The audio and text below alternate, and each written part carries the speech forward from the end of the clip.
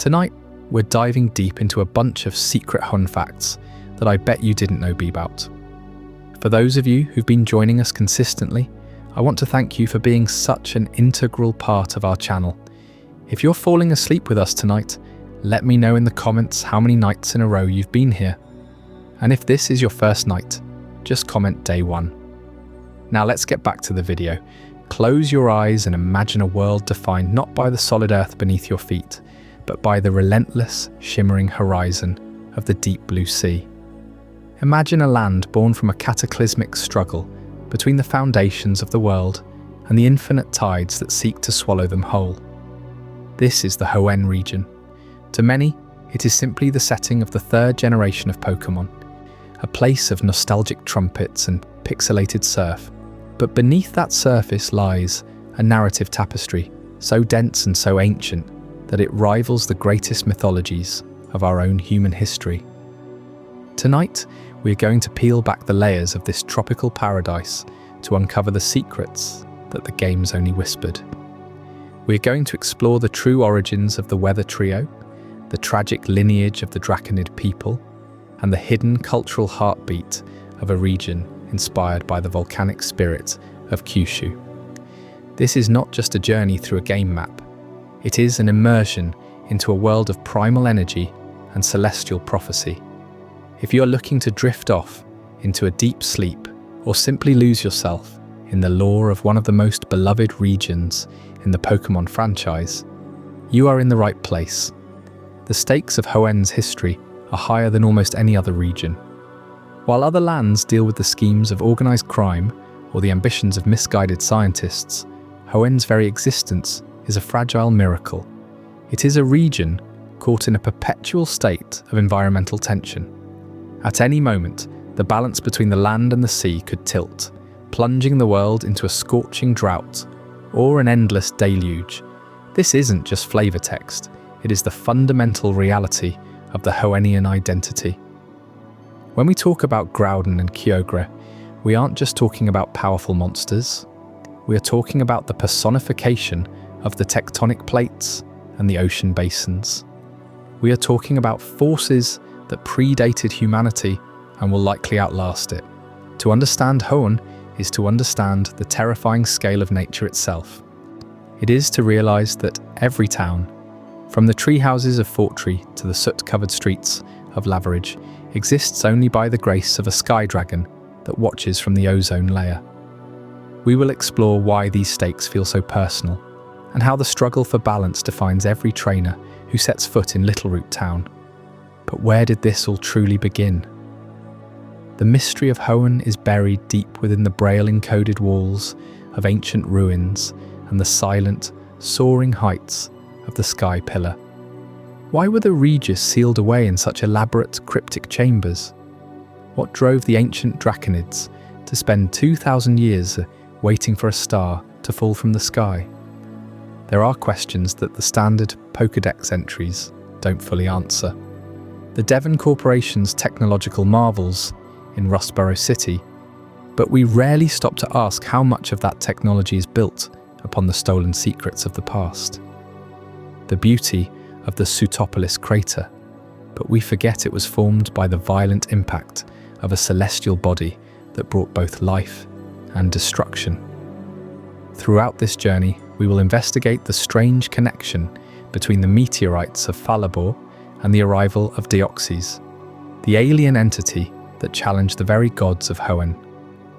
We will look into the darker side of the manga, where the costs of controlling these legends were paid in human lives, and where the line between hero and villain was blurred by the desperate need to survive a global catastrophe. As we move forward, let the sounds of the crashing waves and the rustling jungle leaves settle your mind. We're going to take a slow, methodical walk through every corner of this map. We will start at the very beginning with the creation myths that shaped the geography of the land and move through the pivotal events that saw a young trainer from Johto rise to become the champion of a region in crisis.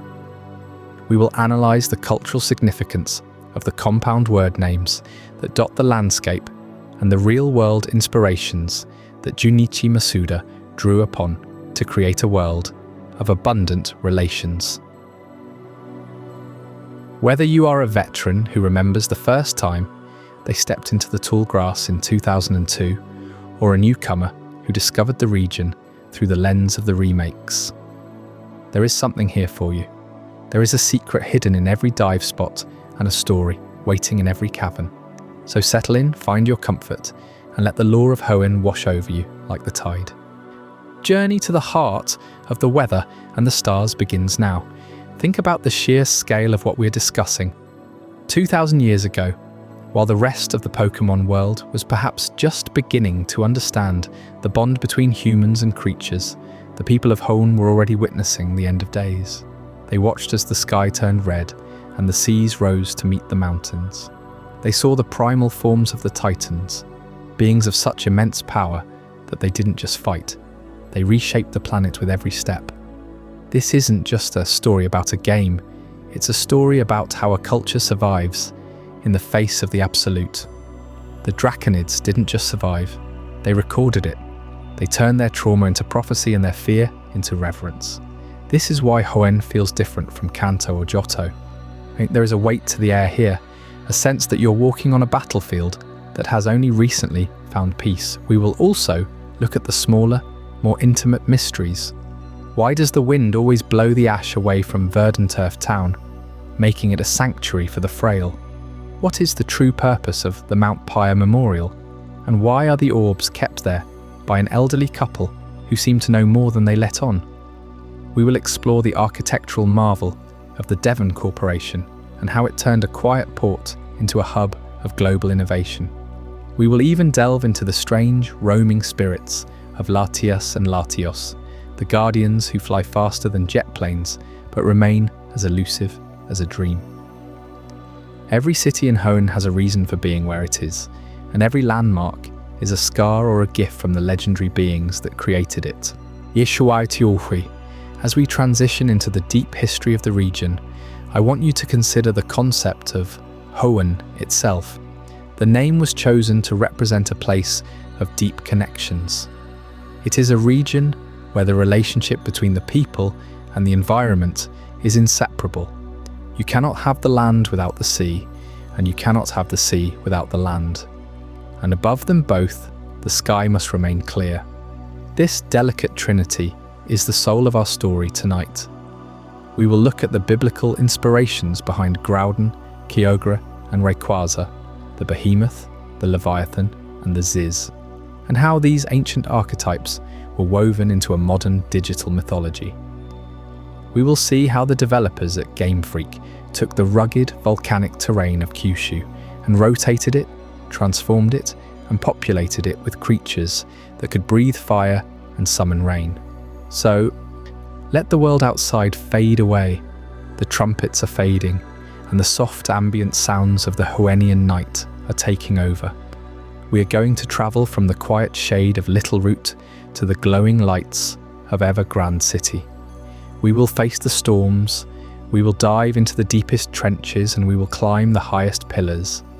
By the time we are finished, you will not just know the facts about Hoenn, you will feel the pulse of the region. You will understand why this place, more than any other, captures the imagination and refuses to let go. This is the definitive lore of the Hoenn region, told for the dreamers, the historians, and the trainers who still believe in the power of the stars. Hoenn. The very name evokes a land overflowing with life, where every corner pulses with connection. Junichi Masuda, the visionary composer and director behind so many Pokémon worlds, chose that name deliberately. It springs from the Japanese word Hoenn, blending Ho for abundance and Ien for relations, abundant relations. Think of it, a region crafted not just from maps or myths, but from the profound bonds between trainers and their Pokémon.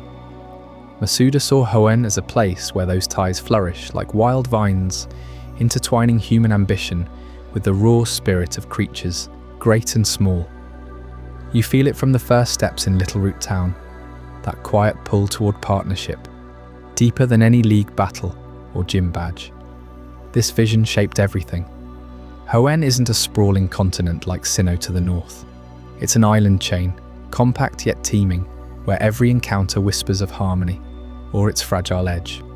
Masuda drew from his own roots in Japan's Kyushu Island, that rugged southern gem, known for its volcanic fury and lush coasts. But here's the puzzle that has map enthusiasts scratching their heads for decades. Flip Kyushu 90 degrees counterclockwise, and it snaps almost perfectly into Hoenn's outline. The jagged eastern horn becomes the Sootopolis bulge. The western bays mirror Duford's shores. Mount Asso's fiery caldera echoes Mount Chimney's smouldering peak. Why the rotation? Some say it hides sacred geometry, aligning Hoenn's weather trio with Kyushu's ancient ley lines. Others whisper, it's Masuda's nod to the island's hidden underbelly, volcanoes that birth life from ash, hot springs that soothe weary travellers, deserts carved by relentless winds. Picture Kyushu's diversity bleeding into Hoenn's veins. 90-degree twist or not, the inspiration runs deep. Kyushu endures typhoons that swell its seas, earthquakes that rumble its core, mirroring Hoenn's primal clashes yet to unfold. That rotation conceals more than geography. It rotates your perspective, inviting you to see the island anew.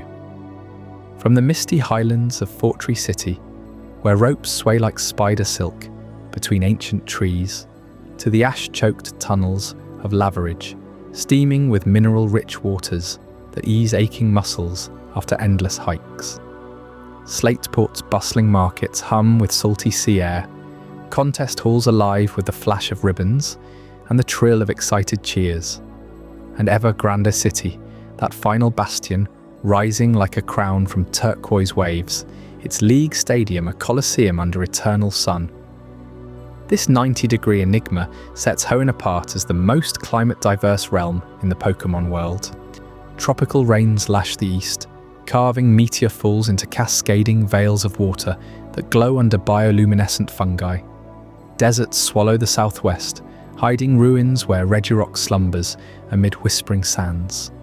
Volcanic badlands belch sulphurous fumes from Mount Chimney, while northern peaks cradle Regi in glacial silence. Verdant-turfed town defies the gloom, its meadows swept clean by mountain gusts, a haven where Wally first bonds with his Rolts. Devon Corporation's gleaming labs in Rustboro pulse with invention, their corridors echoing with the whir of Pokeballs being forged. Mount Pyre looms offshore, a spiralling grave for fallen spirits, guarded by those who cherish the orbs of sea and land. Skypillar pierces the clouds, a Draconid sanctuary etched with meteor prophecies. Every twist of path, every hidden cove, ties back to that abundant relations ethos.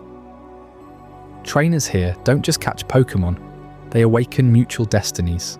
The map's rotation forces you to navigate sideways, literally rethinking your journey, past the rotating fan blades of desert puzzles, through the flooded caves where currents tug at your dive HM. Hoenn demands adaptation, just as Kyushu's people have for millennia, forging lives amid abundance and peril. Little Root's humble porch becomes your launch pad. Professor Birch's frantic dash through tall grass your first taste of urgency. Puccina snarls, but your starter, T. Treco's vine lash, Torchic's ember burst, Mudkip's water surge, ignites the bond. As we settle into this 4.2-hour odyssey across Hoenn's secrets, let the island's rhythms wash over you. Feel the trade winds carrying scents of brine and bloom, the distant rumble of waves crashing against primal caverns. This is no mere region, it's a living tapestry of relations, abundant and intricate, rotated just enough to reveal its hidden heart. And as the sun dips toward those fateful seas and lands locked in the eternal tension, prepare yourself for Chapter 2, the primal dawn, where the earth-shaking origins of Groudon and Kyogre erupt into view, reshaping everything you thought you knew. But while the map of Hoenn echoes Kyushu's rugged contours, twisted 90 degrees counterclockwise, as if by some ancient hand, the true architects of this land were no cartographers or gods of men. They were primal titans, born from the Earth's furious core, and the ocean's abyssal depths, locked in a feud that birthed the world you know. In the shadowed beginnings, or before the first human eyes beheld the sun's rise over jagged peaks or endless waves, Groudon stirred. This continent Pokémon, a behemoth of molten rock and unyielding stone, heaved itself from the planet's fiery mantle. Its every step cracked the primordial crust, thrusting continents skyward in explosive bursts of lava and basalt. Mountains clawed into existence under its crimson gaze. Valleys yawned open like wounds in the flesh of the world, and vast plateaus spread like armoured scales across the newborn terrain. Groudon craved the life-giving pulse of natural energy, drawing it from the land's hidden veins to fuel its endless expansion. Forests would one day cloak its works, rivers carve through them, but in that primal dawn it was raw dominion, earth remade in fire and fury. Yet no creation stands alone. From the lightless trenches where pressure crushes all but the hardiest dreams, Kyogre ascended. The sea basin Pokémon, cloaked in sapphire scales that shimmered like captured storms, unleashed torrents that swallowed shorelines whole. Its roar summoned primal rains, swelling oceans until they lapped at the heels of Groudon's fresh-raised peaks. Caverns flooded into abyssal realms. Coral cradles formed in the rush, and the world's waters claimed half the globe in a symphony of crashing waves and thunderous undertows. Kyogre too hungered for that same natural energy, siphoning it from the currents and tides, growing ever bolder as its domain deepened. What Groudon built from below, Kyogre eroded from above, their essences intertwined yet eternally at war. Their first clash echoed through eternity, a cataclysm that scarred Hoenn's soul. Picture the friction, Groudon surging onto sodden plains, its drought aura evaporating seas into steaming mists, while Kyogre retaliated with primal downpours that turned Earth to mudslides. Natural energy, that vital force weaving through soil and surf, became their battleground. Groudon hoarded it to expand the land, drying oceans to dust. Kyogre absorbed it to flood the continents, drowning all in relentless deluge. Volcanoes erupted in sympathy with Groudon's rage, spewing ash clouds that blotted the heavens. Tsunamis ravaged coastlines, carving fjords where cliffs once stood defiant. The air thickened with primal energy's backlash, skies split by lightning, winds howling like tormented spirits, the ground quaking as if the world itself recoiled. Ecosystems flickered into being only to perish, proto-forests ignited, nascent reefs pulverized. This was no mere skirmish, but the forge of Hoenn's geography, where every cape, every bay, every mist-shrouded gorge bears the gouge of their primal fury. Whispers among scholars draw eerie lines back to ancient texts, far beyond Pokémon's veil. Groudon mirrors Behemoth, that biblical titan of the wilds from Hebrew lore, a hulking herbivore of impenetrable hide, trampling rivers dry and shaking the earth with tail swipes that topple cedars. Just as Behemoth embodies untamed land's might, Groudon raises terrains that defy the sea's grasp, its form a living earthquake. Kyogre, in turn, evokes Leviathan, the coiling sea serpent whose flames scorch the waves and whose thrashings birth whirlpools from calm. Leviathan's pride swells oceans beyond measure, much like Kyogre's insatiable flood.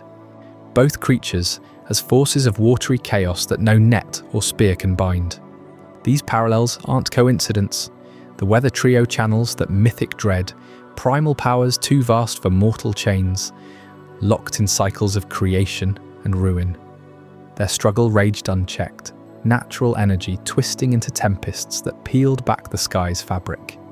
Continents fractured under Groudon's strides, only for Kyogre's swells to grind them to sediment. The energy they vied for warped reality. Droughts withered the air to brittle haze. Precipitation drowned the world in biblical 40-day sheets. Fossils etched in Hoenn's strata whisper of this dawn, layered sediments of volcanic glass fused with marine clay. pollen ghosts from flora that bloomed and burned in hours. Ancient seabeds now perch atop summits. Riverbeds expose coral veins, testaments to a world repeatedly unmade. Yet even in this dawn of devastation, hints of balance flickered. The land and sea, though pitted against each other, found uneasy equilibrium in the scars they shared. Groudon's heat birthed thermal vents, teeming with nascent life. Kyogre's currents carried minerals to nourish coastal soils. Natural energy, though contested, seeped into the cracks, sparking the first sparks of biodiversity. Algae blooms in tidal pools, hardy lichens on cooling lava. But peace was illusion. Their clash demanded resolution, a mediator from realms beyond earth or wave. That intervention came from the heavens. In Chapter 3, The Sky's Intervention, where a serpentine saviour uncoils to halt the flood and quake alike, leaving you wondering just how close Hoenn came to eternal submersion. As the continents heaved under Groudon's relentless fury and the seas surged in Kyogre's insatiable hunger, devouring shorelines in endless tidal wrath, the world teetered on the brink of utter annihilation. Natural energy, that primal life force they both craved, twisted into a storm of fire and flood, scorching the earth while drowning the flames in abyssal depths. Villages vanished beneath waves hundreds of feet high, mountains crumbled into steaming chasms, and the air thickened with the roar of clashing titans, their bodies colossal shadows blotting out the sun. From the heart of this chaos, high above the fray where no mortal eye could follow, came a presence that commanded the very winds. Rayquaza, the sky dragon, uncoiled from the ozone layer, its serpentine form slicing through storm clouds like a blade of emerald lightning. A scales shimmering with an otherworldly iridescence, it descended not as destroyer, but as arbiter, the ultimate mediator of the atmosphere. Legends whisper that Rayquaza dwells eternally in the planet's protective veil, regulating the balance of air and sky, ensuring the breath of life flows unhindered across the world. When the ground and sea wage war, it alone holds the authority to intervene, for its domain is the vast expanse between them, the mediator that neither earth nor ocean can touch. Picture the scene unfolding eons ago. Groudon, its drought-shriveled hide cracking like parched earth, slams its massive limbs into Kyogre's sleek primordial bulk, sending tsunamis crashing against newborn continents. Kyogre retaliates with orbs of compressed seawater, exploding into geysers that flood valleys and extinguish volcanic fury. The clash generates tempests of unnatural ferocity, hailstones the size of boulders, lightning that forks endlessly across a blood-red sky. Natural energy spirals out of control, warping reality itself, birthing freakish storms that would scar Hoenn's landscape for millennia. Rayquaza arrives in a vortex of stratospheric winds, its roar a sonic boom that rattles the firmament, forcing both titans to falter. This wasn't mere confrontation, it was judgment, coiling around them like a living ring of the heavens. Rayquaza channels the pure essence of the atmosphere, ozone-sharp air pressure, compressing their forms, winds howling with the force of jet streams to pin them down. Groudon's primal growl fades to laboured breaths as the sky's weight bears upon its back, while Kyogre's thrashing tail's still in the suffocating gale. Rayquaza doesn't destroy them, it enforces slumber, a divine stasis born of necessity. For these weather trio guardians, echoing ancient myths of Behemoth on land, Leviathan in the deep, and Ziz soaring above, true annihilation would unravel the world they shaped. With a final earth-shattering cry that echoes through the ages, Rayquaza banishes the Titans to their prisons. Groudon, the land-bearer, is dragged into the depths of a newly formed cavern beneath Sootopolis city, where the earth itself folds inward like a healing wound. This becomes the Cave of Origin, a labyrinth of echoing chambers and crystalline veins pulsing with residual primal energy. Stalactites weep moisture from the battles above, and the air hums with the faint rumble of a sleeping giant its body curled in eternal repose, warded by stone that seals its fury away, and no light penetrates its core. Only the devout feel the tremors of its dreams.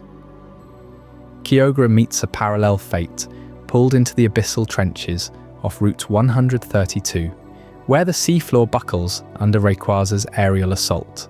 Currents reverse, whirlpools swallow the beast, and the ocean floor rises to encase it in the seafloor cavern. A drowned cathedral of coral-encrusted walls and bioluminescent fungi illuminating passages that twist like veins. Water pressure crushes inward, mingling with the sky dragon's atmospheric force to induce a slumber deeper than the Marianas. Bubbles rise sluggishly from fissures, carrying whispers of ancient tides, and the cavern's entrance hides behind illusionary currents, accessible only to those who brave the marine cave's perils. These prisons aren't mere holes in the ground or sea. They're geological masterpieces forged in cataclysm. The Cave of Origin draws pilgrims seeking spiritual renewal, its depths said to birth the region's mystics, while the seafloor cavern guards treasures of the abyss, from glowing pearls to relics of lost civilizations swept away in the primal wars. Rayquaza's intervention etches these sites into Hoenn's bedrock, ensuring the Titan's rest endures through epochs. Yet the Sky Dragon doesn't linger as warden. It ascends once more, vigilant in the troposphere, ready to descend should imbalance stir again. This banishment stabilizes Hoenn, allowing life to flourish amid the scars, lush rainforests reclaiming flooded plains, volcanoes cooling into fertile ash soils. But the event imprints a cosmic rhythm. Every few millennia, stirrings in these caverns hint at awakening, quelled only by the sky's watchful gaze. Rayquaza's role as mediator cements its place in Draconid hymns, chanted under starlit skies where meteor trails foretell its summons. Those Draconids, ancient guardians who first communed with the heavens, hold secrets of that intervention locked in meteorite lore and towering pillars. Their legacy, woven into prophecies of returning stars and chosen lore keepers, promises revelations that could reshape our understanding of Hoenn's guardians forever. We'll uncover it all in Chapter 4, the Draconid Legacy.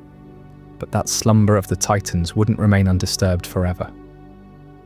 2,000 years ago, the tranquil skies above Hoenn shattered under a relentless barrage of meteor showers, a cosmic onslaught that targeted the heart of the Draconid homeland with merciless precision. The Draconids, even an ancient people who had long whispered prayers to the dragons of the heavens, watched in horror as fiery trails streaked across the night, each impact unleashing earthquakes that split the earth like fragile glass. Their villages, perched on jagged cliffs overlooking vast caverns, crumbled into dust. Rivers of molten rock cascaded down slopes, swallowing forests and fields in glowing rivers of destruction. The air thickened with ash and the acrid scent of scorched stone, while thunderous booms echoed for days, drowning out the cries of the survivors huddled in the shadows of collapsing peaks. What was once a thriving cradle of Draconid culture, a land of echoing chants and starlit rituals, lay reduced to a smouldering scar. The cataclysm carved deep gouges into the landscape, funneling waterfalls into newly formed chasms where glowing blue crystals began to pulse with otherworldly light. This devastation birthed Meteor Falls, one of Hoenn's most hauntingly beautiful landmarks, where cascading waters now tumble over luminous rocks veined with fragments of those ancient meteors, forever capturing the moment the stars fell to Earth. The Draconids, though shattered, refused to fade into myth, as the ground trembled anew, not from falling rocks, but from something far more primal stirring below. Their lore keepers gathered the last sacred relics, shards of meteorite infused with celestial energy. In their darkest hour, with the super-ancient Pokémon Groudon and Kyogre awakening in their primal forms, drawn forth by the meteor's raw power, the Draconids turned to the ultimate legend they revered above all. They invoked the Meteor Wish, a ritual passed down through generations, channeling the fragment's essence into a desperate plea that pierced the ozone layer itself. High above the chaos, Rayquaza descended, its serpentine body uncoiling like a living storm, scales shimmering with emerald fury. This was no ordinary summoning. The meteorite's power triggered the first mega evolution in recorded history, transforming Rayquaza into its Delta Stream form, a colossal guardian radiating an aura that warped the atmosphere, silencing the rampaging titans with a single earth-shaking roar. Groudon and Kyogre, their primal rage quelled by Rayquaza's overwhelming presence, retreated once more into the depths. Their battle for natural energy halted before it could drown or scorch the fledgling world anew. The Draconids fell to their knees in the steaming aftermath, vowing eternal guardianship over this cycle of destruction and salvation. From the rubble of their homeland, they forged a new purpose, to chronicle the sky's fury and prepare for the prophecy they etched into stone, the return of the great meteor in just 1,000 years. This legacy defined them. Scattered survivors rebuilt in hidden enclaves, tattooing their skin with draconic scales and meteor motifs, training as law keepers who memorized every verse of the summoning rite. They became the silent watchers of Hoenn's primal forces, their chants echoing faintly through meteor falls even today. A reminder that the stars hold both ruin and redemption. Generations passed, and the Draconids' reverence deepened. They ventured into the wilds, scaling treacherous heights to construct monuments worthy of their savior, structures that pierced the clouds, designed to call upon Rayquaza should the prophecy unfold. Their bloodline carried the weight of that 2,000-year-old cataclysm, each child taught to read the stars for signs of impending doom, their eyes forever scanning the horizon where heaven meets horizon. In the Pokémon Evolutions episode, Delta Emerald, we glimpse their final guardian, Zinnia, the last Draconid lawkeeper, confronting the echoes of that ancient wish amid a modern meteor threat. Her resolve mirrors her ancestors, a fierce testament to a people forged in fire from the sky. Yet the full extent of their sacrifices, the hidden rituals that bound Rayquaza to their call, and the towering edifice they raised in gratitude. Those secrets lie waiting within the mists of the Sky Pillar. As we ascend toward Chapter 5, Secrets of the Sky Pillar, prepare to uncover the forbidden heights where Draconid dreams touch the dragons themselves. What mysteries guard the path to Rayquaza's throne, and why it remains sealed even now? From the shattered cradle of Meteor Falls, where cosmic fury had carved rivers of shimmering mist and jagged crystal spires from the Earth's wounded flesh, the Draconids turn their gaze upward. In the wake of that cataclysm, 2,000 years ago, as the last embers of fallen stars cooled into sacred relics, they vowed to forge a monument that pierced the heavens themselves. Sky Pillar rose from the jagged cliffs of southern Hoenn, a colossal needle of weathered stone thrusting defiantly into the endless blue. Built not by mortal hands alone, but guided by the whispers of the dragon they revered. Picture the ascent if you can feel the salt-laced wind whipping through your hair. The pillar's base sprawls wide, ringed by sheer drops into the churning sea far below, where waves crash like the distant roar of slumbering titans. Ancient steps, worn smooth by centuries of pilgrim feet, spiral upward in relentless switchbacks, each one etched with Draconid runes that glow faintly under moonlight, symbols of serpentine coils and blazing trails across the void. The stone hums with an otherworldly resonance, as if the pillar itself breathes, drawing moisture from the clouds to veil its heights in perpetual fog.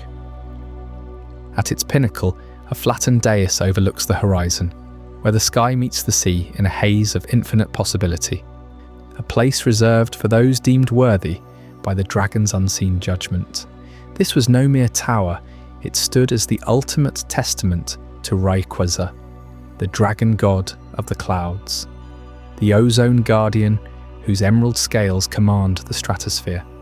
The Draconids, their tribal tattoos mimicking the meteor scars on their land, laboured through generations to complete it. They hauled slabs from the fall's depths, infused with fragments of that ancient meteor shower, believing these stones held the essence of the sky serpent's power. High winds howl through hollowed chambers within the pillar, creating eerie symphonies that pilgrims interpret as Rayquaza's voice. Low rumbles foretelling calm, shrieks warning of storms. To climb it is to court vertigo and revelation, for the air thins, oxygen laced with static that prickles the skin, and visions flicker at the edges of weary eyes, coiling shadows against the sun, a glimpse of scaled enormity blotting out the stars. But Sky Pillar's true secrecy lies woven into the Draconid prophecy, a vision etched into the pillar's core long before the first stones were laid. They foresaw the grand star, that colossal meteor, harbinger of chaos and renewal, returning not once, but cycling every 1,000 years, a celestial heartbeat pulsing through Hoenn's fate. Carved into the summit's altar, the prophecy unfolds in verse. A blazing wanderer descends, shattering slumber, awakening the land-eater and sea devourer from their caverns. Only the sky dragon, roused by pure intent, can quell the frenzy, restoring the delicate balance of mist and soil. The Draconids mark the timeline meticulously, their shamans charting lunar cycles and comet tails, predicting the next fall precisely 1,000 years after the fall's birth. Whispers among the tribes speak of omens, flocks of Altaria circling the pillar in unnatural spirals, altitudes shifting without warning, as if the atmosphere itself tenses in anticipation. This prophecy wasn't mere folklore, it bound the Draconids to a sacred duty, passed through the bloodline of the Lawkeeper. From the first seer who survived the meteor onslaught, this lineage has guarded the unvarnished truth amid veils of myth and manipulation. No scrolls or tomes, but oral chants memorized in trance-like rituals atop the pillar where thunder provides the rhythm. The Lawkeeper alone knows the full invocation to summon Rayquaza, a rite demanding the offer of a life force tether, the Delta Emerald, that enigmatic gem pulsing with draconic energy. Crafted from the heart of the original meteor, or so the elders claim, it holds the power to awaken Mega Rayquaza without trainer's bauble or keystones, a raw conduit for the dragon's primal might. Generation after generation, the Lawkeeper walked the pillar's heights alone, committing the prophecy's layers to memory. The Grand Star's precise trajectory, the cavern's awakening signs, the words to bind the emerald's light to Rayquaza's will. They warded against outsiders, meddlesome scholars from Rustboro, greedy collectors eyeing the gem's glow, ensuring the truth remained pure. Betrayal loomed in shadows. Some say rival clans twisted the law for power, but the true Lawkeepers endured, their eyes sharp as Salament's claws, preserving the warning that the meteor's return heralds not just destruction, but the test of Hoenn's soul. Zinnia, the last of this unbroken chain in the Delta episodes, shadowed unfolding, embodied that vigilance. Marked from birth with prophecy's weight, she scaled the pillar under storm-racked skies, the Delta Emerald clutched like a beating heart. As the Grand Star streaked closer, its gravitational pull warping tides and summoning Deoxys from the void, she invoked the ancient call. Rayquaza descended, not in wrath but precision, mega evolving in a blaze that split the night, reverting primal chaos to harmony once more. Yet Zinnia's role revealed the prophecy's deeper peril, the Emerald's truth, that it demands sacrifice, a trainer's unbreakable bond to wield without corruption. Hidden vaults within the pillar hold fragments of past summonings, scorched scales, emerald shards from failed rites, testaments to Lawkeepers who gave everything. Even now, the pillar stands sentinel, its winds carrying faint echoes of those chants to any who listen closely. Draconids gather at solstices, scaling in silence to renew oaths, feeling the stone vibrate with latent power. Rumours persist of concealed passages spiralling deeper than the sea floor, linking to Rayquaza's aerial domain, accessible only when the dragon wills. The prophecy's cycle lingers unfinished. Every 1,000 years ticks onward, a reminder that Hoenn's skies hold secrets yet to fully unravel. And as the pillar's mists swirl into the dawn, our tale shifts groundward, to a quiet town nestled among fresh meadows, out where a new beginning in Littleroot awaits, whispering promises of adventure that will test destinies long foretold. As the Draconids etched their prophecies into the stones of Sky Pillar, gazing upward for the next glimpse of that fateful grand star, the world below turned its eyes to a quieter horizon, one where fresh beginnings unfold, not in cosmic cataclysms, but in the simple rustle of unpacked boxes and the distant call of unfamiliar wild Pokémon. You arrive in Littleroot Town, that unassuming speck on Hoenn's map, your family's moving truck rumbling to a stop amid sun-dappled streets lined with modest homes, their roofs tiled in soft terracotta hues that blend seamlessly into the rolling hills beyond. This relocation from Johto marks more than just a change of scenery. It's the first time in Pokémon history that your journey begins with roots torn from familiar soil. No longer do you awaken in New Barktown to the crisp mountain air of that northern realm, with its disciplined gyms and silver-winged legends soaring overhead. Hoenn demands reinvention. Your father, once a fixture in Johto's everyday rhythm, perhaps a gym leader or simply a man chasing new opportunities, has uprooted everything for a position at the Devon Corporation in Rustboro City. The games whisper of this shift as a deliberate pivot, thrusting you into a region of primal dichotomies, land versus sea, expansion versus balance, where every path forward echoes the ancient feud of titans, long dormant. It's Hoenn's way of saying your old playbook won't suffice here. This is a turning point, the dawn of Generation 3, where the world expands with double battles, abilities that twist fate, and secrets buried in contests and natures that define not just Pokémon, but your bond with them. Littleroot itself feels like a breath held in anticipation. Tucked in Hoenn's northwest corner, named for the humble roots that anchor its fertile soil, the town hums with the quiet energy of new starts. Your new home sits at the end of a winding path, its white walls pristine against the emerald grass that sways under a perpetual tropical breeze. But before you can even settle in, adventure crashes through the front door, or rather, bounds in from the wilds beyond. Professor Birch, that dishevelled genius of Pokémon ecology, is out there right now, notebook in hand, clad in his signature green vest and those sturdy field boots caked with Route 101's red clay. Birch isn't your typical lab-coated academic. He's a field researcher at heart, forever chasing the behaviours of Hoenn's native species amid its diverse biomes, from the humid forests teeming with shroomish to the arid badlands harbouring trapinch. His work delves into how these Pokémon adapt to the region's volatile weather patterns, remnants of those primal energies that Groudon and Kyogre once unleashed. On this fateful morning, he's knee-deep in tall grass just outside Littleroot, cataloguing migration patterns when disaster strikes. A snarling Poochyena pack erupts from the underbrush, their dark fur bristling, yellow eyes locked on their prey. Birch stumbles back, his satchel spilling Pokeballs into the dirt, his cries echoing across the route. "Help! Somebody please!"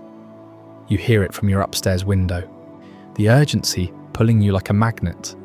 Racing downstairs, past your mother's concerned glance, you burst into Birch's delivery bag, propped against the truck. 3 gleaming Pokeballs, waiting as if fate itself placed them there.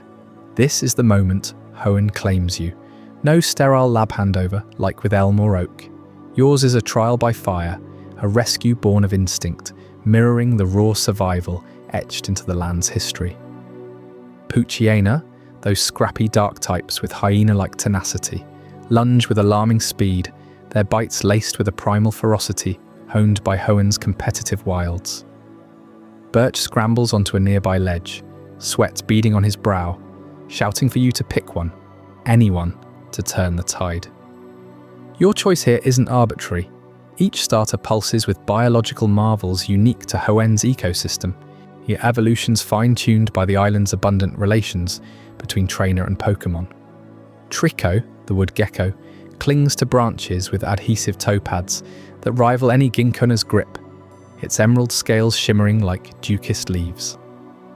This grass-type prodigy harbours overgrow, a latent surge that floods its veins with chlorophyll when health wanes, turning desperate strikes into verdant barrages of vines and razor leaves. Evolving into Grovile's lithe, blade-armed form, and finally Sceptile's jungle sovereign, complete with a tail seed that sprouts in battle, Trico embodies Hoenn's lush interiors, a predator that photosynthesizes under dappled canopies, outpacing foes through sheer arboreal agility. Or perhaps Torchic calls to you, that fluffy fire chick whose downy feathers trap heat like a living ember, downplaying its fragile frame. Beneath that innocent peep lies Blaze, igniting its core oils into infernos when cornered, fueling pecks that erupt in flame plumes. Watch it mature into Combusken's kickboxing prowess, thighs bulging with volcanic muscle. Then Blaziken's towering inferno, where martial arts meet meteor punches that split the air with superheated force. Torchic's biology screams Hoenn's fiery heart. Think Mount. Chimneys glow, its comb a thermostat that regulates internal forges, perfect for the region's volcanic fringes. Then there's Mudkip, the mudfish with cheeks that swell like bellows, expelling pressurized water jets from gills adapted to both freshwater streams and muddy wallows. Torrent awakens in its final stand, amplifying hydro pumps into deluges that carve earth like Kyogre's ancient seas. Marshtomp bridges amphibian grace with seismic stomps, yet evolving to Swampert's behemoth might, arms like hydraulic rams, a star-nosed snout sensing vibrations through Hoenn's quake-prone soils. This waterground titan thrives in the mangroves and deltas, its mucus-coated skin a shield against the saline sprays of coastal roots. Whichever you choose, the Poochyena scatter, tails between legs, and Birch slumps in relief, his wild hair even more askew. Gratitude pours from him like a post-battle cooldown. He entrusts you with the Pokédex, that Devon-engineered marvel destined to catalogue Hoenn's 385 secrets, and names you an official aide. Your rival, Brendan if you're May or vice versa, eyes you from afar, snatching the remaining starters with a smirk, setting the stage for rivalries that mirror Hoenn's divided factions. But as you bond with your new partner, feeling its warmth against your palm, the horizon darkens with whispers of greater schemes. Devon Corporation looms on the horizon, its gleaming towers in Rustboro hiding technologies that could awaken slumbers best left undisturbed, and plots that twist even the mightiest alliances. What shadows stir within those walls? That's the unravelling mystery of the Devon conspiracy, waiting just beyond Littleroot's roots. With your new Pokémon partner by your side, fresh from that dramatic rescue of Professor Birch on the sun-dappled outskirts of Littleroot town, you set off northward along Route 101, the first tentative steps into the wild heart of Hoenn. The path winds gently uphill, grass whispering underfoot, the air thick with the scent of blooming Oddish, and the distant calls of Wingle wheeling overhead. Soon, the tree line parts, and revealing the gleaming spires of Rustboro City, a bastion of human ingenuity rising like a polished jewel against the rugged Hoenn landscape. Rustboro isn't just any port city, it's the throbbing pulse of technological ambition in this region, where the Devon Corporation holds court over innovation itself. Picture the streets bustling with engineers in crisp white coats, their pockets bulging with prototypes, while massive factory smokestacks belch steam that catches the light in iridescent hues, Devon isn't some faceless conglomerate, it's the architect of your everyday miracles. They craft the Pokeballs that capture your companions, those crimson spheres etched with microscopic circuits that stabilize a Pokemon's essence in stasis.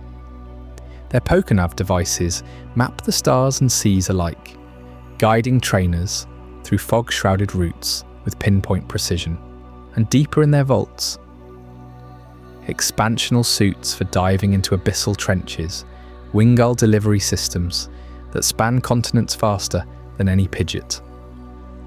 Devon's shadow stretches across Hoenn, fueling everything from Slateport's shipyards to the League's high-tech battle arenas, a monopoly born from Mr. Stone's relentless vision to harness Pokémon power for human progress. You arrive just in time for your first gym badge, challenging Roxanne in her fossil-lined schoolhouse, her nose pass unyielding as the earth itself. But as you step out, badge pinned proudly to your chest, the city erupts in chaos. Shouts echo from the towering Devon headquarters, glass shattering like thunder. There in the lobby's sterile glow, Hoenn unfolds your first brush with the shadows plotting Hoenn's fate. Team Magma and Team Aqua, clashing not in some epic legendary showdown, but over a simple robbery with tendrils that could strangle the world. Team Magma burst through the doors first, their red hoods stark against the marble floors, grunts barking orders as they snatch a briefcase from a trembling Devon employee. Inside, the prototype Wingull scanner, destined for delivery to Captain Stern in Slateport. But they're not alone. Team Aqua surges in from the side entrance, blue bandanas flashing like ocean waves, their leader barking for the same prize, shoving Magma aside in a frenzy of fists and flailing Pokémon. A Mightyena snaps at a Carvanha mid-leap, sparks flying from collided attacks, while security scrambles with Voltorbs that detonate in harmless pops. It's pandemonium, raw and opportunistic. Two rival factions revealing their hands too early. Magma dreams of dry land swallowing seas. Aqua craves floods to drown continents. This isn't petty theft. It's the spark that awakens slumbering titans. The tech inside that briefcase key to probing ocean depths where Kyogre stirs, or scanning skies where Groudon dreams. You chase the Aqua grunt eastward out of Rustboro, feet pounding dirt paths lined with shroomish caps, glowing faintly in the dusk. He slips into the woods of Route 116, but your pursuit pays off when you corner him near a weathered seaside shack. Out stumbles Mr. Briny, salt-crusted sailor with eyes like storm-tossed waves, his beloved Wingull Pico fluttering frantically at his shoulder, feathers ruffled from the scuffle. Pico's no ordinary pet.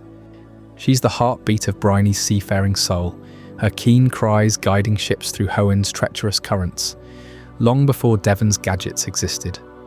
Briny, retired captain of the high seas, knows these waters like the veins in his calloused hands. That stolen scanner?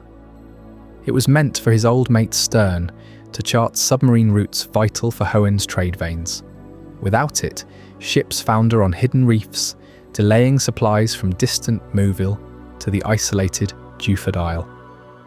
You hand over the case, earning Briny's undying gratitude and access to his SS Tidal, that sturdy cutter rocking gently in the cove. Pico perches on the prow as you sail out at dawn, spray misting your face, the horizon swallowing Rustboro's lights. These sea lanes aren't mere shortcuts, they're Hoenn's lifelines.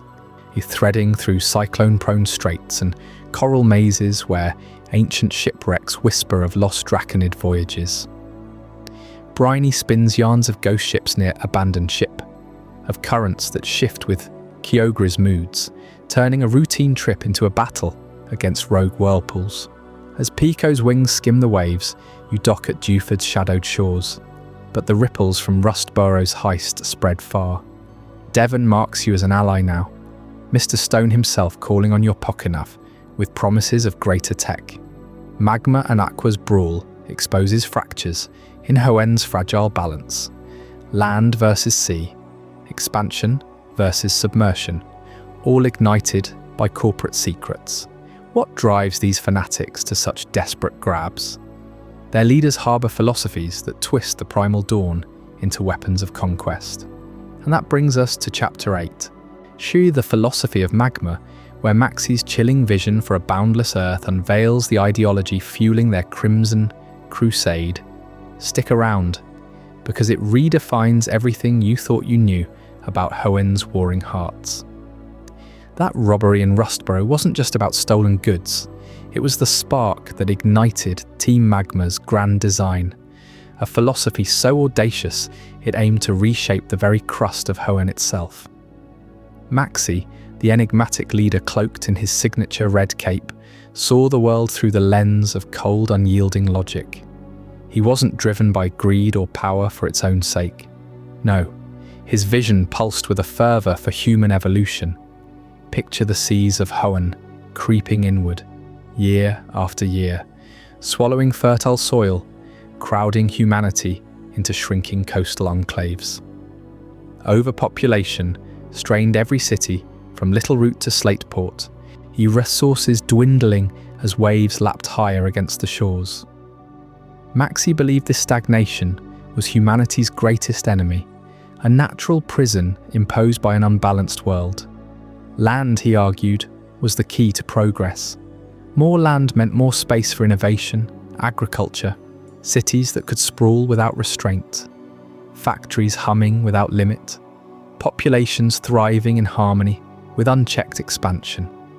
And the instrument of this salvation? Groudon, the primal beast whose awakening could force the earth to rise, continents swelling like a heartbeat, pushing back the oceans in a glorious surge of terra firma. But Maxi's philosophy cut deep into controversy. Critics whispered of hubris, of tampering with forces that had slumbered since the dawn of Hoenn. He dismissed them as short-sighted, chained to the status quo. In hidden lairs beneath Mount Chimney's smouldering flanks, where lava rivers glowed like veins of molten purpose, Maxi gathered his inner circle. He preached that true advancement demanded sacrifice. The temporary chaos of primal awakening was merely the forge for a superior tomorrow. His words weren't mere rhetoric. They were backed by geological scans, tidal charts, projections of land loss over centuries. Hoenn's compound-named towns, from Fortree's lofty canopies to Lavaridge's steaming springs, stood as fragile footholds in a drowning world. Maxi vowed to liberate them all. To execute this vision, Maxi hand-picked his admins with surgical precision, forging a hierarchy as rigid as cooled magma. First came Tabitha, the burly enforcer whose loyalty was born in the fiery underbelly of Hoenn's volcanoes. A former miner from the jagged past, Tabitha had witnessed firsthand how eruptions birthed rich soil from ash, proof, he thought, of destruction's creative power. Maxi recruited him during a clandestine dig near the desert ruins, where Tabitha's team unearthed ancient relics hinting at Groudon's past rampages. Impressed by the man's unyielding strength and tactical mind, Maxi elevated him to oversee operations, the iron fist that crushed opposition. Tabitha's grunts idolized his no-nonsense command, their uniforms crisp against the heat haze of magma hideouts. Then there was Courtney, the sharp-edged intellect, whose devotion bordered on fanaticism. Slender and pale, with eyes like polished obsidian, she was a coding savant from Rustboro Tunnel's depths, hacking Devon prototypes before Maxi even noticed her. He found her during a raid on a Slateport data convoy, where her algorithms decrypted orb schematics in seconds. Maxi saw in her a mirror of his own precision, a woman who viewed emotions as inefficiencies, poetry as irrelevant code. Under his tutelage, Courtney became the strategist, the whisperer in shadows, coordinating heists with eerie foresight. Tabitha handled the muscle, Courtney the mind. Together, they formed Magma's Trinity, with Maxi at the apex, a structure mirroring Groudon's unassailable form. Grunts drilled in formations beneath meteor falls, cascading veils, chanting philosophies amid the roar of water that mocked their land-loving creed. Their pursuit wasn't blind faith, it was science weaponized. The red orb and blue orb, twin relics enshrined at Mount Pyre's spectral summit, he held the key to subduing, or controlling, the legendaries. Maxi pored over Devon Corporation leaks, cross-referencing Draconid scrolls smuggled from Sky Pillar's forbidden archives. The red orb, pulsating with primal energy like a captured sunset, was meant for Groudon, its crimson facets attuned to the Earth's fiery core. Chemical analysis revealed wavelengths that resonated with continental plates, potentially amplifying tectonic shifts. Blue, its oceanic counterpart, Maxi deemed irrelevant, a tool for lesser minds. In magma labs hidden in Fiery Path's glow, Courtney synthesized orb amplifiers. Tabitha tested them on captured ground types like Camerupt, whose eruptions mimicked miniature awakenings. Every experiment edged them closer.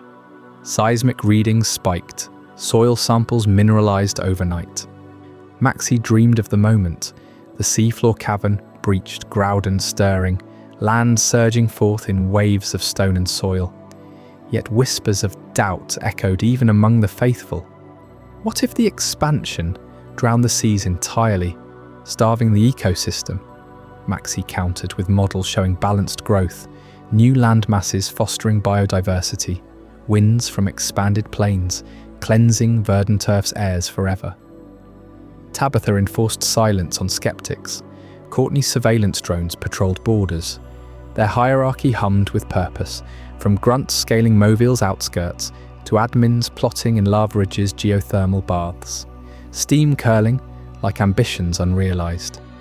As magma's drills pierced deeper toward Terra Cave, the air thickened with sulfur and certainty.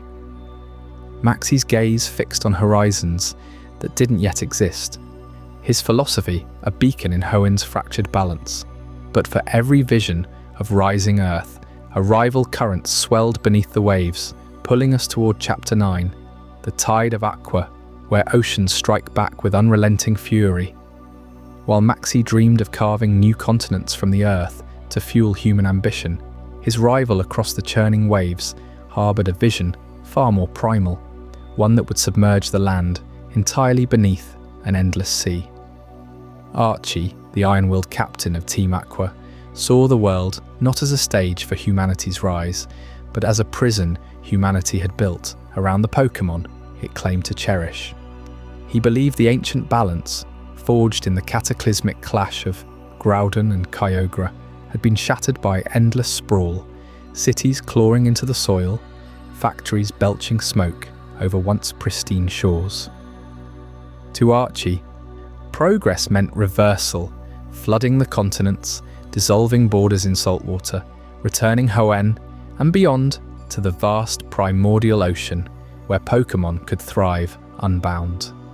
No more cramped habitats, no more poachers stripping reefs bare, just infinite blue, teeming with life as it was meant to be. His manifesto echoed through Aqua's hidden bases, whispered in the damp hold of rusting ships. Humans had forgotten their place as stewards. Now, they would learn humility in the depths. You can almost feel the salt spray on your face as you stand on the deck of one of Aqua's commandeered vessels, the horizon swallowing the sun in a blaze of crimson. Archie paces there, his coat billowing like a sail, voice booming over the roar of engines. He's no polished intellectual like Maxi.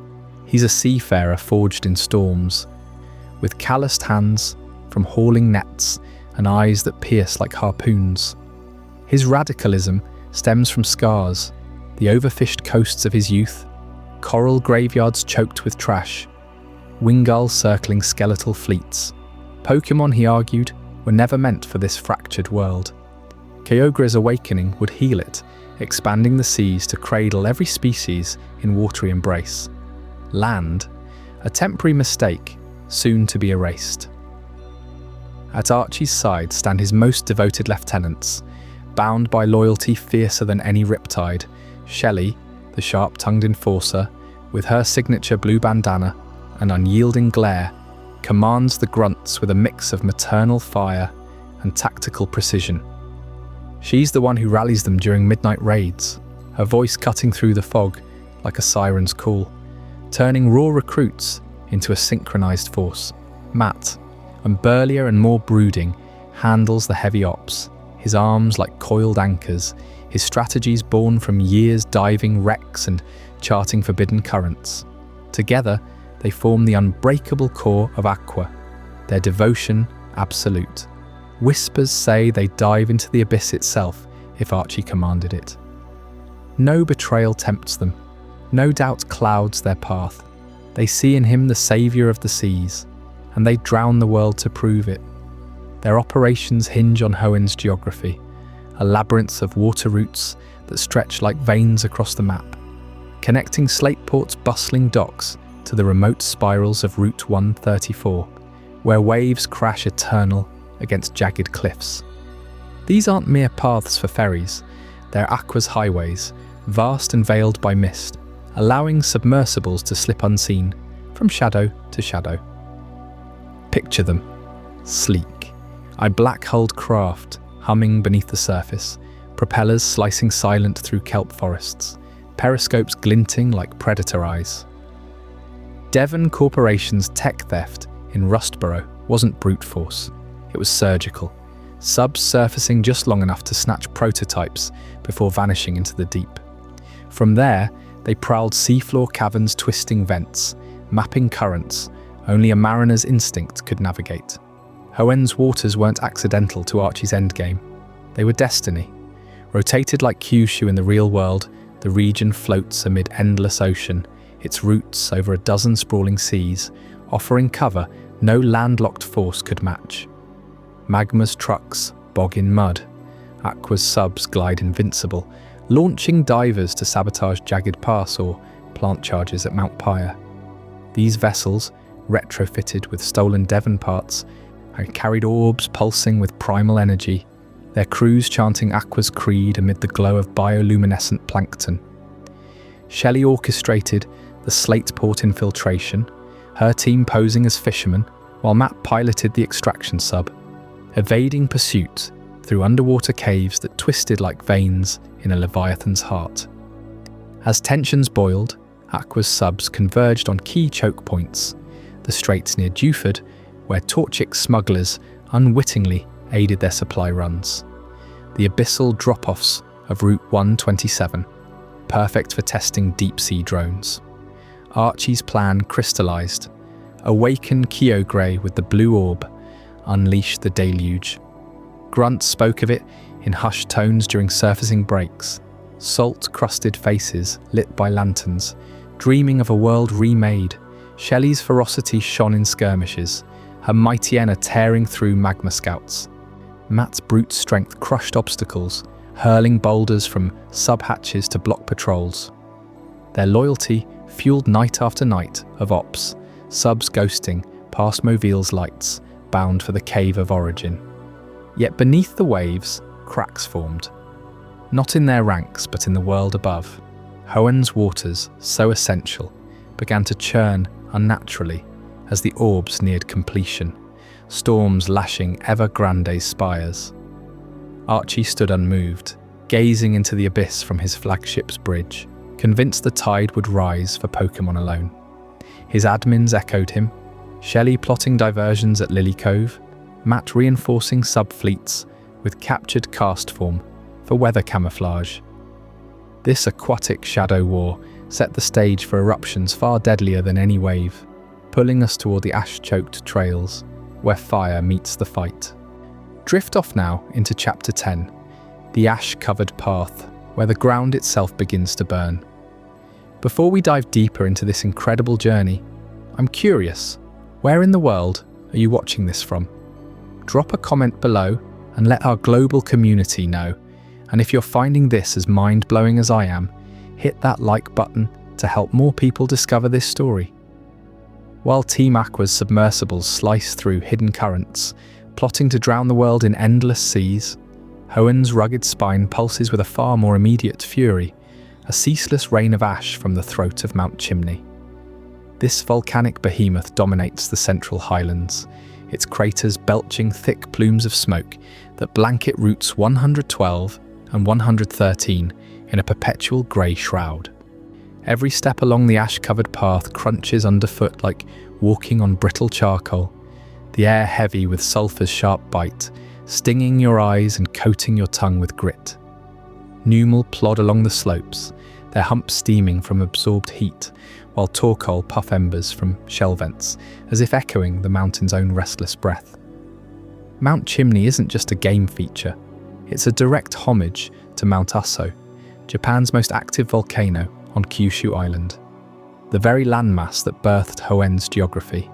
Picture Aso's massive caldera, a 15-kilometre wide basin cradling 5 distinct peaks, where grasslands give way to steaming fumaroles, and rivers of lava have flowed as recently as 2018. Just like in Pokémon, Aso's eruptions hurl ash clouds miles high, reshaping the landscape and forcing locals to adapt to nature's raw power.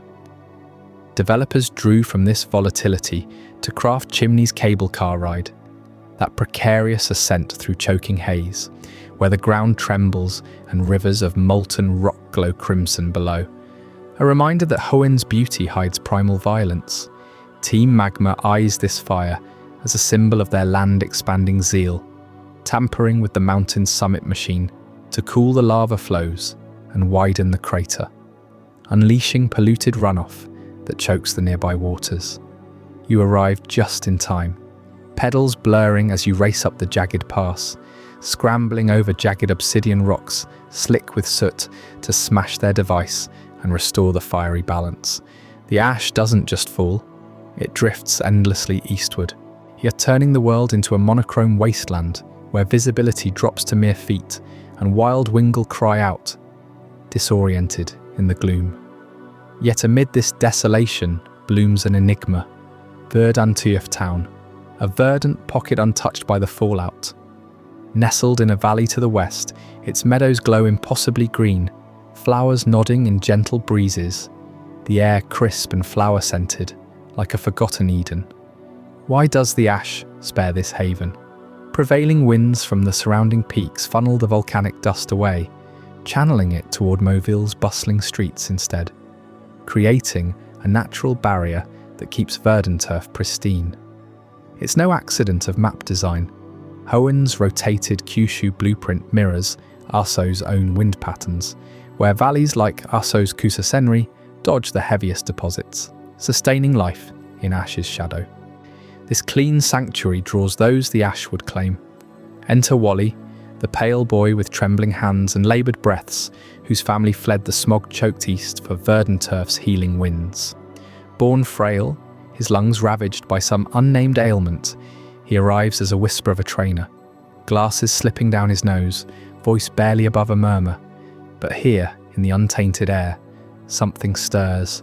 You first spot him in the gym's shadows, awkwardly tossing a pokeball at a wild Ralts, his desperation palpable as the psychic sprite phases through his throes. With your guidance, a loned Zigzagoon to corner the elusive Pokémon, Wally captures his first partner, eyes widening behind those lenses as Ralts materializes in a flash of light. Gratitude floods his words, a vow to grow strong, to one day stand as your rival on equal ground. Verdanturf's purity works its quiet alchemy. Over time, Wally evolves from sickly spectator to steel-willed challenger. His team hardens, Gardevoir's psychic grace, Magneton's electric hum, Altaria's cloud-like wings, forged in the West's clarity. By Victory Road, he confronts you not as victim, but as a force, his frailty transmuted into unyielding resolve, proving Hoenn's landscapes don't just test trainers, they remake them. The ash-covered path tests your endurance, coats your Pokémon in battle scars, but it carves paths to unexpected strength, much like the winds that spare Verdanturf. As you descend from Chimney's heat, shaking soot from your clothes, the trail winds towards soothing vapours rising from the earth.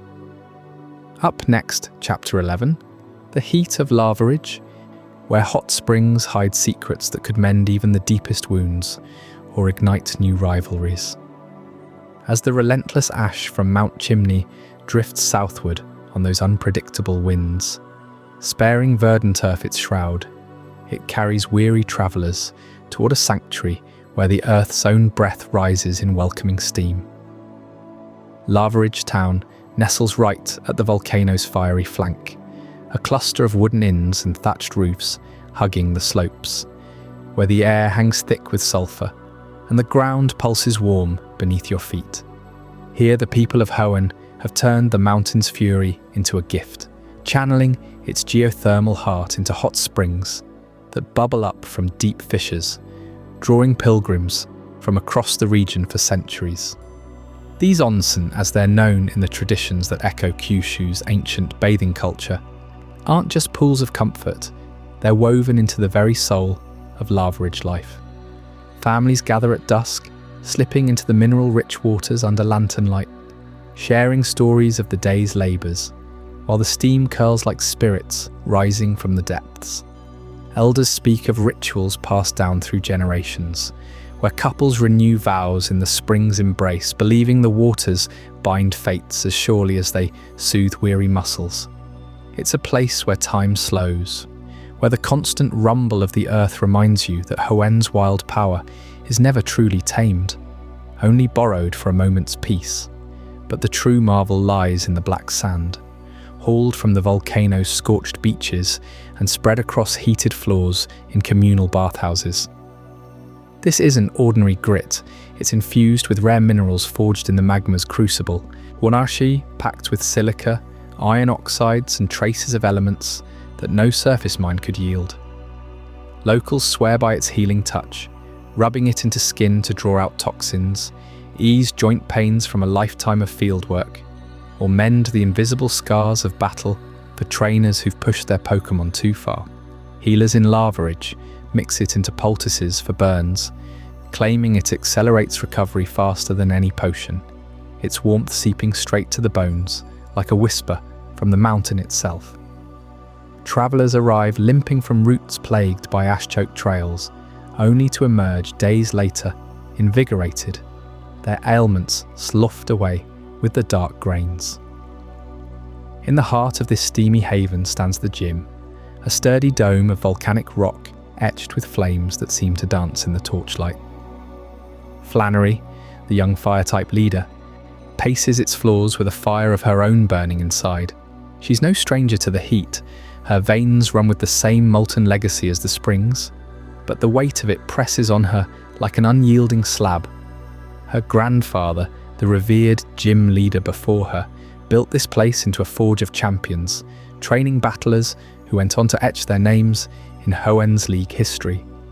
He was a titan, they say, his Torkoal's smoke signals guiding lost hikers through blizzards of ash, his strategies as unquenchable as the volcano. Flannery idolized him, mimicking his gravelly laugh and his habit of tossing gravel to test a Pokémon's footing mid-battle. Yet stepping into his shoes has cracked her confidence like cooling lava. She doubts her flames burn bright enough, questions if her Numal and Camerupt can carry the mantle without crumbling under scrutiny.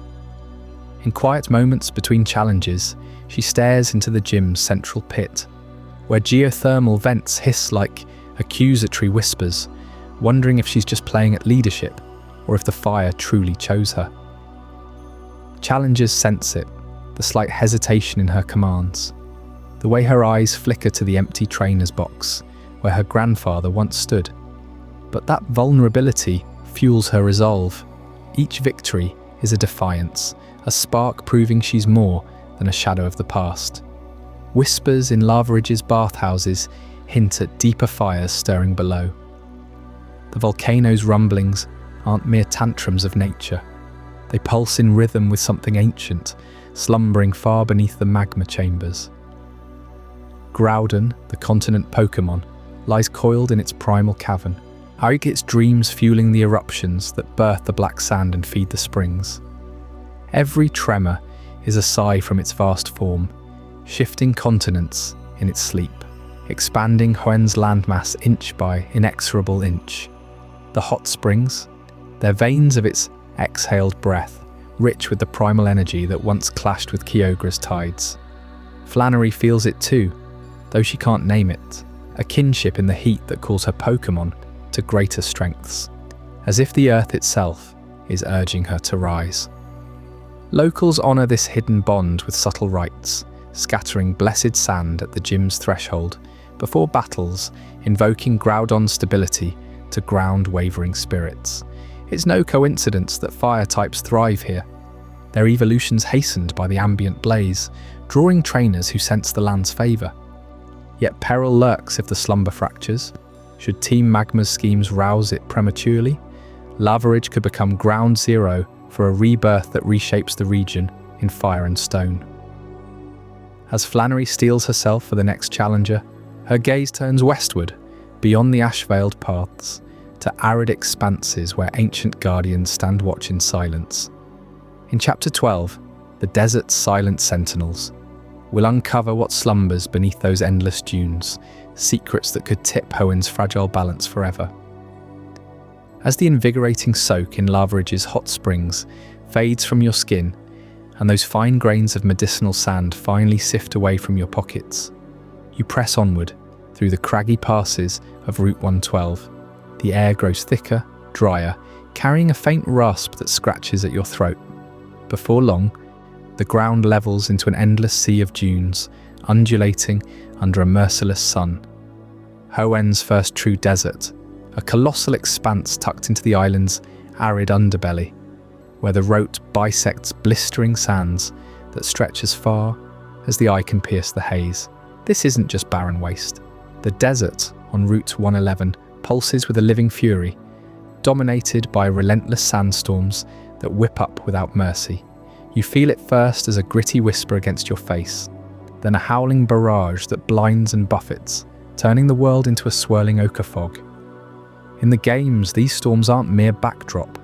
They're a brutal mechanic, sapping strength from any Pokémon, not forged in rock, ground, or steel. Every turn, they chip away at hit points, a slow hemorrhage of 5 damage per round, relentless as the wind itself. Visibility drops, any accuracy falters, and weaker companions falter fast, forcing you to rotate teams or hunker down. It's Hoenn's way of testing resolve, mirroring the real Kyushu Badlands, where seasonal gales carve stone into grotesque shapes, inspired by the fierce Sirocco winds that plague Japan's southern reaches. You trudge deeper, boots sinking calf-deep into powder finer than flour, the heat radiating up like an open furnace. Mirage towers flicker on the horizon, illusory spires that vanish as you approach, taunting with promises of shade. Cacti cluster in defiant clumps, their spines glinting like needles, home to trapinch burrowing below and sandshrew skittering atop. But amid this desolation, ancient secrets beckon, a squat pyramid of weathered stone piercing the dunes, the desert ruins. No grand temple, just a shadowed moor half buried, its walls etched with symbols that hum with forgotten intent. Step inside, and the storm's roar dulls to a muffled growl. Your flashlight catches walls inscribed floor to ceiling in braille, those raised dots a puzzle for the sighted and blind alike. Running fingers over them, or using the in-game decoder, unveils a cryptic missive from eons past. Long ago, it begins, the world was rent asunder by a great calamity. The people banded together and created the Regi to protect the world. But that's just the prelude. Deeper inscriptions whisper of cataclysmic division, of humanity's desperate pact to seal away titanic powers. One panel urges, stop and wait, the world filled with sand, we cannot go beyond. Another pivotal, dig here, obey, and the floor yields to a hidden chamber, to where Regirock slumbers, a colossal golem of boulders fused into hulking form, eyes sealed shut, body radiating earthen might. This braille isn't random scrawl, it's a lifeline from antiquity, etched for future generations who might decipher its braille tongue. In Ruby and Sapphire, it's the key to awakening the first of the Regi trio, but dig deeper into lore, and it speaks volumes. These ruins, predating even the Draconid's meteor, falls by millennia, guard knowledge of Hoenn's primal upheavals, echoes of Groudon and Kyogre's wars perhaps, when land and sea clashed to birth these sands. The message endures as a warning, a beacon. Humanity once tamed chaos through ingenuity, binding raw forces into eternal sentinels. And those sentinels, the Regi trio, Regirock, Regis, Registeel, embody the epochs of human endurance, all colossal legends, sculpted not born, their origins intertwined with civilization's march. Regirock anchors the Stone Age, a primordial brute of granite and grit, evoking cavemen hammering flint into tools amid Hoenn's nascent dunes. Its body, mismatched rocks clenched by magnetic force, mirrors early humans' crude mastery over Earth, standing as the desert's unyielding guardian. Legends say it was forged when the land cracked open, tribes channeling seismic rage into this protector. Its slow, deliberate power, a testament to survival's raw beginnings. Venture further from these ruins, past the fiery path's sulphurous fumes and into glacial wilds. And Regis emerges from Icefall Cave, a crystalline behemoth sheathed in eternal frost. It channels the Ice Age's grip when mile-thick glaciers choked Hoenn's coasts, forcing ancestors to innovate or perish. Carved from pure icefall, its translucent form houses a piercing blue core, unleashing auroras of sub-zero devastation. Braille at its shrine croons of the long Ice Age, and the mightiest of all, a relic from when shamans wove spells to combat endless winter, binding glacial fury into this frozen colossus. Regis doesn't just endure cold, the cold, a symbol of humanity's adaptive fire flickering against oblivion. Then deepest in Lily Cove's ancient chamber, Registeel gleams, an Iron Age titan of seamless alloy, impervious and enigmatic. Forged in fires hotter than Mount Chimney's caldera, it represents metallurgy's dawn, when smiths tempered ore into empires. No Braille summons it lightly. Puzzles demand contemplation, mirroring the era's calculated craft. Its steel hide, unmarred by time, pulses with otherworldly energy, lore hinting at extraterrestrial alloys or alchemical rites. Together, the trio spans history's arc. Stone's brute force, ice's resilient chill, steel's refined dominion. Awakened, they roam or stand vigil, puzzles guarding their lairs, eyes opening only to those who prove worthy. Their roars shaking Hoenn's foundations. Scholars pore over Delta episode hints, where Rayquaza's meteor clashes evoke the trio's ceiling, perhaps post-Deoxys incursions or primal wars. Manga tales darken it further. Stephen Stone commands them in cataclysmic barriers, their power crumbling foes like Courtney's fanatic zeal. Yet in your journey, they're silent wardens, Braille missives urging vigilance against recurring doom. The desert storms seem tame now, mere breaths compared to the tempests these golems once quelled. As the sands settle and the Regi's stony gaze fades into myth, you'll sail toward darker shores where souls of the departed stir under assault, the siege of Mount Pyre awaits in Chapter 13, a nocturnal clash that will chill even the desert's dry bones. As you decipher those faded Braille warnings in the desert ruins, urging caution against tampering with forces beyond mortal grasp, your thoughts inevitably drift eastward, across Hoenn's shimmering seas to a place where death itself whispers, secrets far older and more profound. Mount Pyre rises like a shadowed sentinel from the ocean waves, its jagged peaks cloaked in perpetual mist. A graveyard not for the living, but for the eternal souls of Pokémon who have crossed the veil. This isn't just any tomb, it's Hoenn's holiest ground. A spiraling tower of reverence where the boundary between life and death blurs into something sacred and unbreakable. Pokémon trainers from across the region make pilgrimage here, carrying the remains of their fallen companions in quiet urns, placing them along the winding interior paths that climb floor by floor toward the summit. Each level hums with an otherworldly energy, purple flames flickering from unseen hearths, casting violet glows on weathered stone walls. etched with prayers in ancient tongues. You can almost feel the weight of it, the gentle rustle of spectral wings, the faint echo of long-gone cries, as if the mountain itself breathes with the collective memory of every Pokémon that ever battled, loved, and faded away. At the heart of this sanctity lie the red orb and the blue orb, twin artifacts pulsing with primal power. Hoenn said to embody the very essence of Hoenn's creation myth. These aren't mere jewels, they're bridges between the living world and the primordial chaos that birthed the land and sea. Legends whisper that the orbs hold fragments of Groudon and Kyogre's infinite energy, balancing life through death, drawing strength from the cycle of endings to fuel new beginnings. Place a Pokémon's ashes near them, and their spirit finds perfect rest, harmonizing with the orb's rhythm, ensuring Hoenn's weather remains in delicate equilibrium. Rain falls in measured rhythms, winds carve paths through the valleys, volcanoes simmer without rage. It's a spiritual pact, fragile as mist, where death nourishes life, and the orbs stand as eternal guardians of that truth. Guarding this pinnacle are the elderly keepers, a devoted couple whose lives have intertwined with Mount Pyre's mysteries for decades. They've forsaken the clamour of cities like Lilycove, docking their small boat at the mountain's base, under starlit skies, climbing those haunted stairs night after night with the reverence of priests, their faces aligned like ancient scrolls, eyes sharp with the wisdom of those who've communed with spirits too many times to count.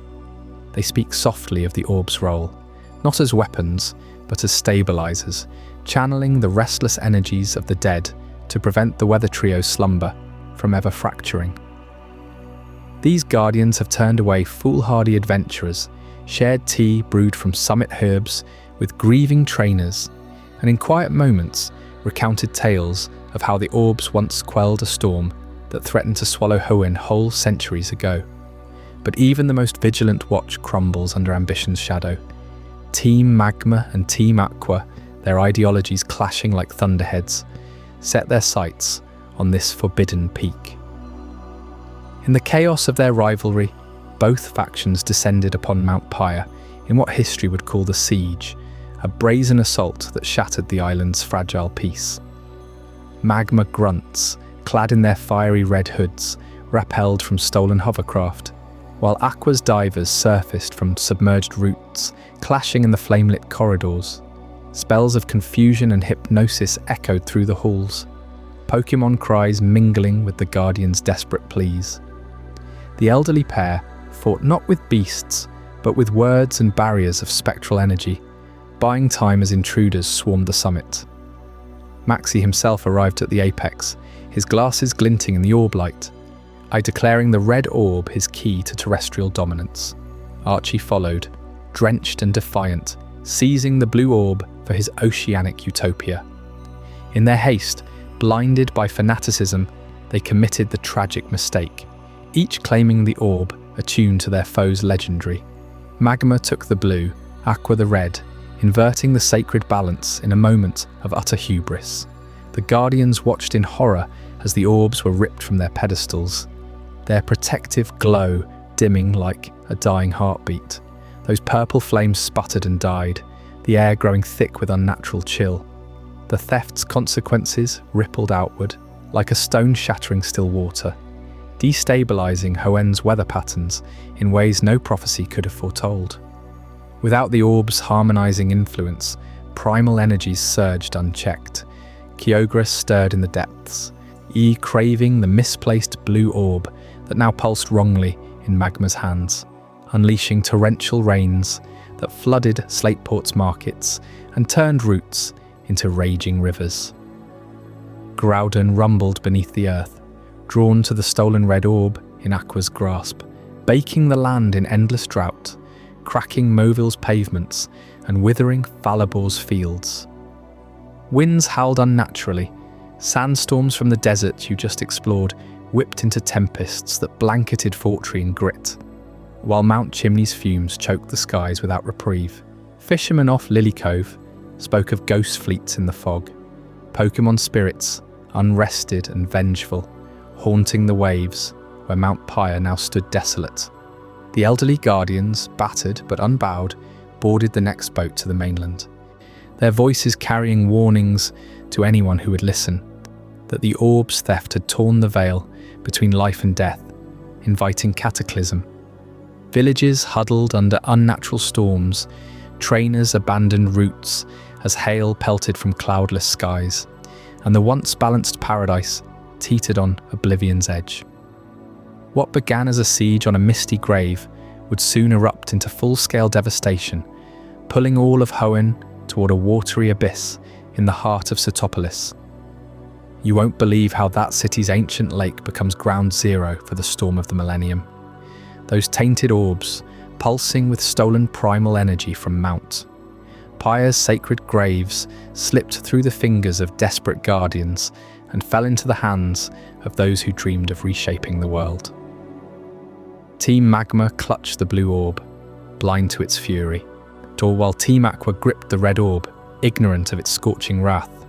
What they unleashed would converge not in some distant cavern, but right in the beating heart of Sootopolis city, where the land itself remembered the scars of creation. Sootopolis rises like a forgotten jewel, cradled in the jaws of an ancient wound. Carved from the rim of a massive crater, formed by a prehistoric impact that shook Hoenn's foundations, long before humans etched their stories into its stone. The city clings to sheer cliffs that plunge hundreds of feet to its basin floor. Waterfalls cascade eternally from the heights, fed by mountain streams that whisper of Kyogre's ancient seas, while the air hangs heavy with mist that never quite lifts. Homes and temples perch on precarious ledges, connected by rope bridges swaying in the updrafts. And at the centre looms the Cave of Origin, a yawning fissure where the Earth's raw pulse can still be felt. This wasn't mere geology. The crater's birth mirrored Hoenn's own mythos, a scar from the same cosmic violence that birthed meteor falls, where meteorites once rained fire and forced the Draconids to their knees in prayer. But dormant forces slumbered beneath that deceptive calm. Deep in the volcano's throat, hidden chambers linked to the Cave of Origin stirred as the orbs activated. Primal Kyogre, its massive form bloated with azure primal energy, burst forth first in Sapphire's tail, summoned by Archie's aqua from the seafloor cavern. Its cry split the sky like thunder over an endless ocean, summoning deluges that turned Sootopolis' streets into raging torrents. Buildings groaned under the weight of sudden floods. Waterfalls swelled to monstrous heights, smashing against the crater walls and sending debris plummeting into the abyss. Citizens scrambled to higher ledges, their Pokémon slipping on slick stone as the sea basin Pokémon expanded the waters with every thrash of its tail, blue shift orbs embedded in its hide glowing like captured stars. Then came Primal Groudon, roused by Maxie's magma from Terror Cave, its crimson primal reversion igniting the dormant volcano's core. In Ruby's nightmare, drought cracked the earth open, evaporating the very floods Kyogre unleashed. Lava bubbled up from fissures, turning the basin into a hellscape of steam and ash, while heat waves warped the air, baking the life from every leaf and blade of grass. The ground quaked as Groudon's continent-shaping bulk shouldered through magma veins, its roars echoing like the birth of mountains, desiccating the air until throats parched and eyes burned from the unrelenting sun. In the remakes, Omega Ruby and Alpha Sapphire, their clash peaked in true cataclysm, the two titans colliding head-on within Sootopolis' crater, the heart of that prehistoric volcano reawakened. Primal Groudon charged with earth-rending stomps, precipice blades erupting from its back to slice the skies, while Primal Kyogre countered with Origin pulses that hammered the land into submission, tidal waves crashing against molten barriers. The crater became a battleground of extremes. One moment, drought split the basin dry, exposing jagged rocks and stranding families on shrinking islands of stone. The next, deluge submerged everything, whirlpools dragging the unwary into the depths. A lightning cracked from bruised clouds, winds howled through the bridges, snapping them like thread, and the air thickened with the metallic tang of ozone, mixed with sulphurous fumes rising from cracks. You can almost hear the desperate pleas rising above the chaos, citizens huddled in the gym's shadowed halls, Hoenn's water Pokémon straining against the onslaught. Their voices roar as they beg the heavens for mercy. The sea rises, the land burn, they cried, torn between the suffocating thirst of Groudon's drought, where even the waterfalls ran dry and Pokémon wilted in the heat, and Kyogre's merciless deluge, where homes floated away and the crater filled like a drowning bowl. Elders recounted Draconid prophecies whispered down through generations, of beasts that once warred until the sky intervened. While children clutched at parents' legs, the ground heaving beneath them. Team Magma and Aqua, their leaders watching from afar, realised too late their folly, Maxi ranting about infinite land, even as lava crept toward him, Archie preaching oceanic paradise amid rising waves, but the people of Sootopolis paid the price. Their city, a microcosm of Hoenn's primal struggle, land and sea refusing to yield. The guardians of Mount Pyre had warned of this imbalance, the orbs demanding harmony between life and death. But now the scales tipped into apocalypse. Rayquaza's absence left the skies empty, no emerald serpent to coil between the foes and enforce peace. Fissures widened, swallowing markets whole. Steam explosions hurled boulders skyward, raining back like judgment. Yet amid the terror, faint hopes flickered. Ancient carvings on the crater walls depicting a dragon's silhouette, a promise etched in stone from the meteor's fall 2,000 years prior. As the primal clash threatens to shatter Sootopolis forever, one saviour stirs from its pillar perch, ready to descend in Chapter 15, the Dragon's Ascent. What ancient rite will summon it, and can Rayquaza quell the storm before Hoenn crumbles? As the colossal forms of primal Groudon and primal Kyogre collide in Sootopolis' cratered heart, their primal roars echo across Hoenn, shattering the sky into fractured storms of endless drought and flood. The city, cradled in that ancient impact basin, drowns under waves one moment and cracks under searing heat the next, its people fleeing to shadowed caves while the earth itself groans in agony. Yet amid this apocalypse, a single spire defies the chaos, thrusting upward from the eastern seas like a bony finger accusing the heavens. The sky pillar, that weathered relic of the Draconids, pulsing with an otherworldly light that cuts through the maelstrom. You've felt the desperation before, haven't you? That pull toward destiny after scaling Mount Pyre's spectral graves and delving into the cave of Origin's dripping abysses.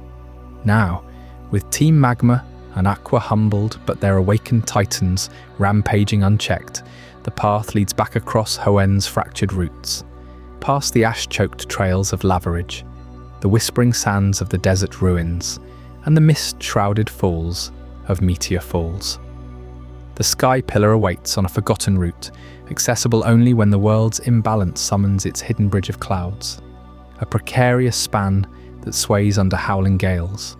Legends whisper that only the worthy can ascend its spiral heights, where the air thins to a razor edge and visions of meteor fire dance in the periphery. The Draconids knew this trial intimately. 2,000 years ago, when meteor showers scorched their homeland into what we call Meteor Falls, they carved this pillar from the bones of the earth itself, etching prayers into its walls for the sky-high Pokémon, Rayquaza, the ozone-scaled dragon who coils through the stratosphere. They offered a meteor as tribute, a gleaming shard wished upon in ritual chant, summoning the serpent to end the primal war that first scarred Hoenn. That same prophecy echoes now. In 1,000 years, another skyfall would test the world, and the final lawkeeper would guide the chosen one upward. Zinnia, that fierce guardian from Tales Beyond the Games, carries the weight of it all, But in your journey through Emerald's timeline, it's you who must prove your heart. Climbing those crumbling stairs, wind lashes your face like invisible talons, each step a test of resolve, as illusions flicker, phantom waves crashing from below, illusory flames licking the ledges. The pillar's peak opens to a vast platform ringed by jagged teeth of stone, where the ozone layer feels close enough to taste, sharp and electric. You stand there, Pokeballs at the ready, the ground quaking from distant titans, and then it begins. A shadow eclipses the fractured sun, growing vast, leathery wings unfurling across the horizon as Rayquaza descends. Its emerald body coiling like living lightning, eyes blazing with ancient judgment. This is no mere legendary encounter. In the Emerald timeline, Rayquaza's arrival redefines everything. A cinematic showdown that pulses with the raw energy of Game Freak's boldest spectacle. The dragon hovers, assessing you, its presence compressing the air until your ears ring. To earn its aid, you battle through waves of its loyal guardians, soaring Altaria and Flygon, whipping tempests, testing your team's synergy against the sky's fury. Victory seals your worth. Rayquaza acknowledges you with a resonant bellow that vibrates through your bones, then claims the meteorite shard at the pillar's core. In a blaze of light that rivals the region's birth, it mega-evolves.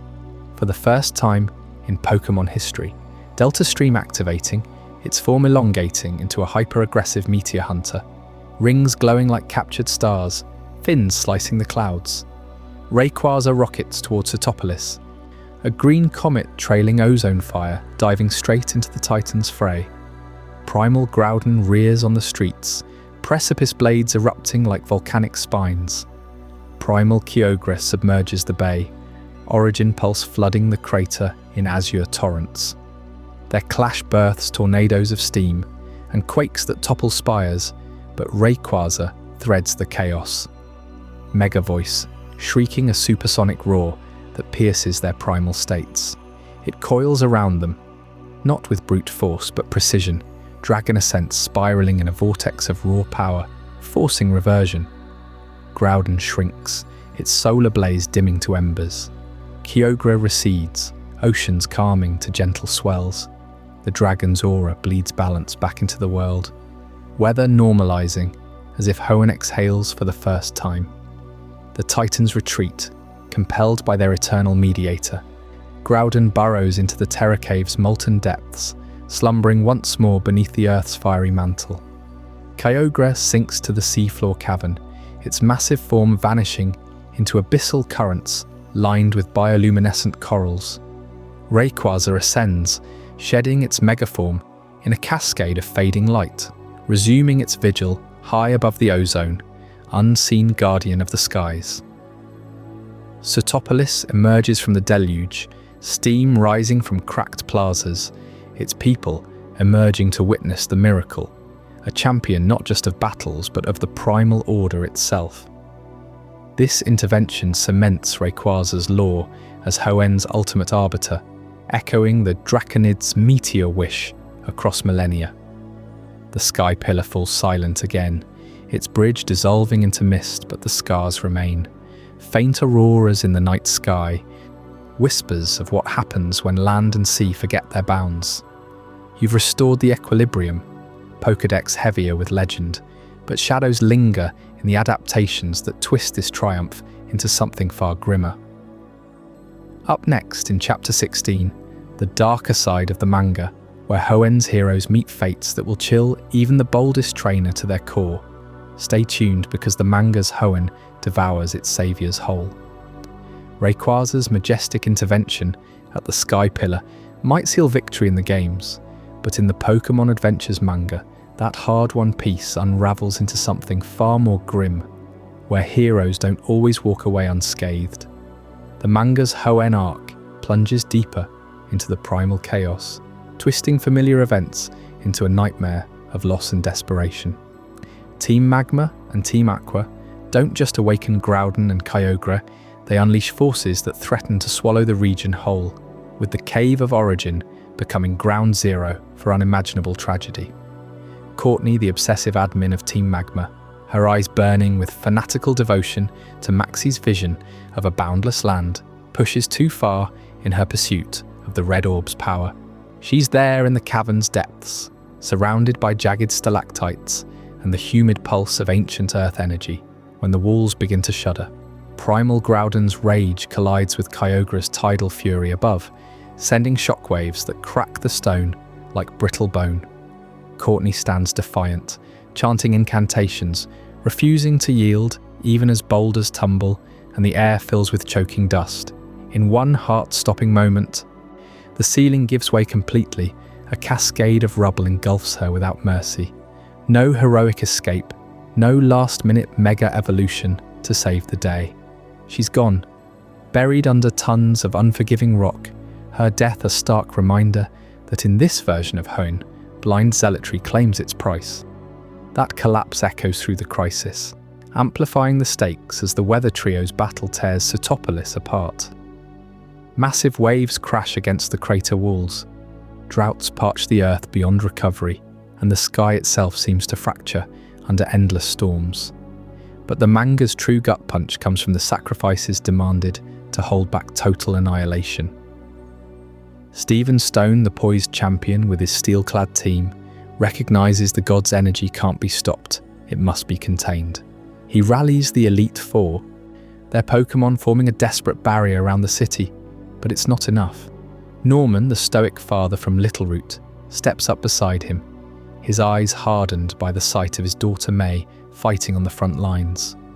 Together, they turn to the Regi trio, Regirock, Regise, Registeel, those ancient golems slumbering in forgotten ruins across Hoenn, guardians forged from the Earth's raw elements.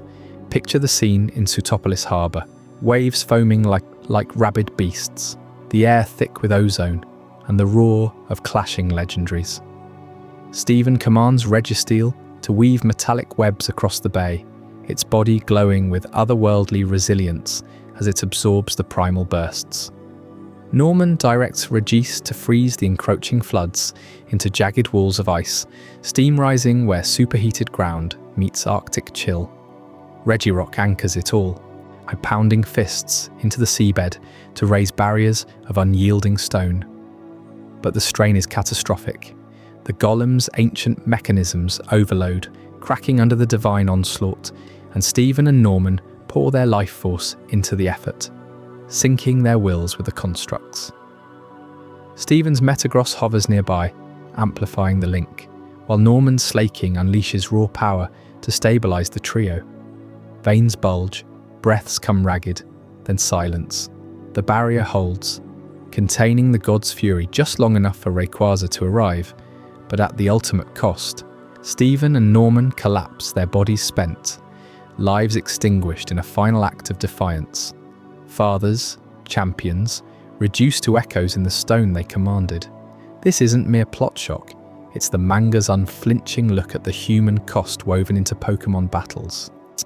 The Pokédex holders, those young trainers like Ruby, Sapphire, Emerald, and the others burdened with the Pokédexes, carry scars that linger long after the dust settles. Ruby, ever the stylish coordinator masking his pain, replays Courtney's fanaticism in nightmares, questioning if his own deceptions with Team Magma nearly mirrored her fate. Sapphire, raised in the wilds, grapples with her father's sacrifice. Norman, who taught her strength through silence, now a ghost haunting her every command to her Blaziken. The psychological weight crushes them. Sleepless nights in Dewford's dim caves, where the sea's whisper mocks their victories. Panic attacks amid Falabor's ashen winds, triggering flashbacks to crumbling caverns. Emerald, the newcomer thrust into godhood's shadow, bonds with the Regis only to feel their hollowed cores. A reminder that power devours the wielder.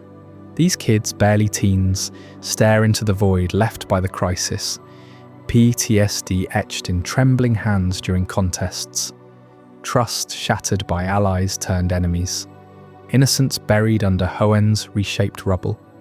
You can almost feel the manga's ink seep with that despair, the panels heavy with sweat-slicked faces and fractured skies, forcing us to confront what the games gloss over. Victory's shadow side, where survival means living with ghosts. The Pokédex holders emerge changed, their journey scarred by bonds, unbreakable yet forever broken, whispering doubts even as they press onward. And as we turn from these manga shadows to the weight carried by Hoenn's ultimate victor, get ready for Chapter 17, The Champion's Burden, where one trainer's triumph hides a legacy of unrelenting pressure that could break even the strongest spirits. In the shadowed timelines of the Pokémon Adventures manga, Steven Stone met his end alongside Norman, channeling the colossal might of the Regi trio to shield Sootopolis from divine fury. But in the heart of Hoenn's canonical saga, across Ruby, Sapphire, Emerald, and their Omega Alpha remakes, Steven endures, not as a martyr, but as the unyielding champion, forever torn between his passions for rare minerals and the relentless duty of safeguarding the region. You first encounter him early, not in some glittering arena, but amid the rugged cliffs of Dewford Town, where he's crouched over a vein of shimmering Beldamore, his eyes alight with the fervour of a true lithophile. Steven Stone, son of the Devon Corporation president, heir to a tech empire built on Pokeballs and storage systems, could have claimed any life of luxury. Instead, he wanders Hoenn's wilds, chasing the Earth's hidden treasures. Fossils from the desert ruins, evolutionary stones buried in volcanic ash, even the faint glow of meteorites from the falls that birthed Rayquaza's legend.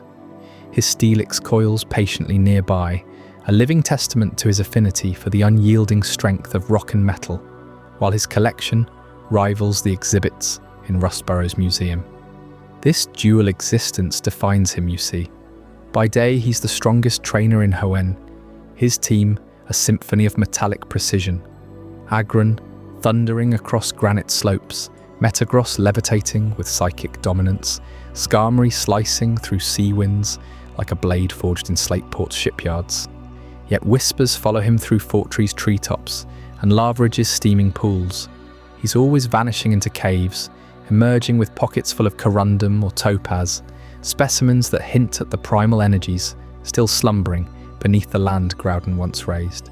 It's this burden that weighs on him, the knowledge that Hoenn's fragile balance, forged from the Weather Trio's ancient clashes, demands a guardian who understands both the fragility of stone and the ferocity of battle. As your journey crests toward its pinnacle, that burden pulls you both to ever grande city. Hoenn's crown jewel, perched on a sprawling island, ringed by swirling currents and jagged reefs. The air here hums with anticipation, salt-kissed winds carrying echoes of past champions' triumphs from the Pokémon League's monolithic dome. But the true test isn't the polished stadiums, it's Victory Road, that labyrinthine gauntlet carved through the mountainside, where the Earth's bones jut exposed and unforgiving. Narrow ledges crumble underfoot, forcing you to surf treacherous underground lakes teeming with Golbat swarms and Graveler ambushes.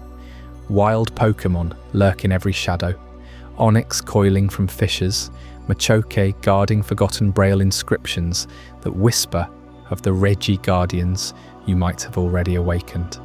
Picture the strain as you navigate those suffocating tunnels, your flashlight beam cutting through perpetual dusk, the distant roar of a rampaging Raiden signalling yet another blockade. Victory Road isn't just a path, it's Hoenn's final crucible, mirroring the primal struggles that shape the region. Land versus sea. I now trainer versus the wild heart of the mountains. Trainers dot the route like sentinels, their eyes hardened by failure, challenging you with teams honed for the close quarters.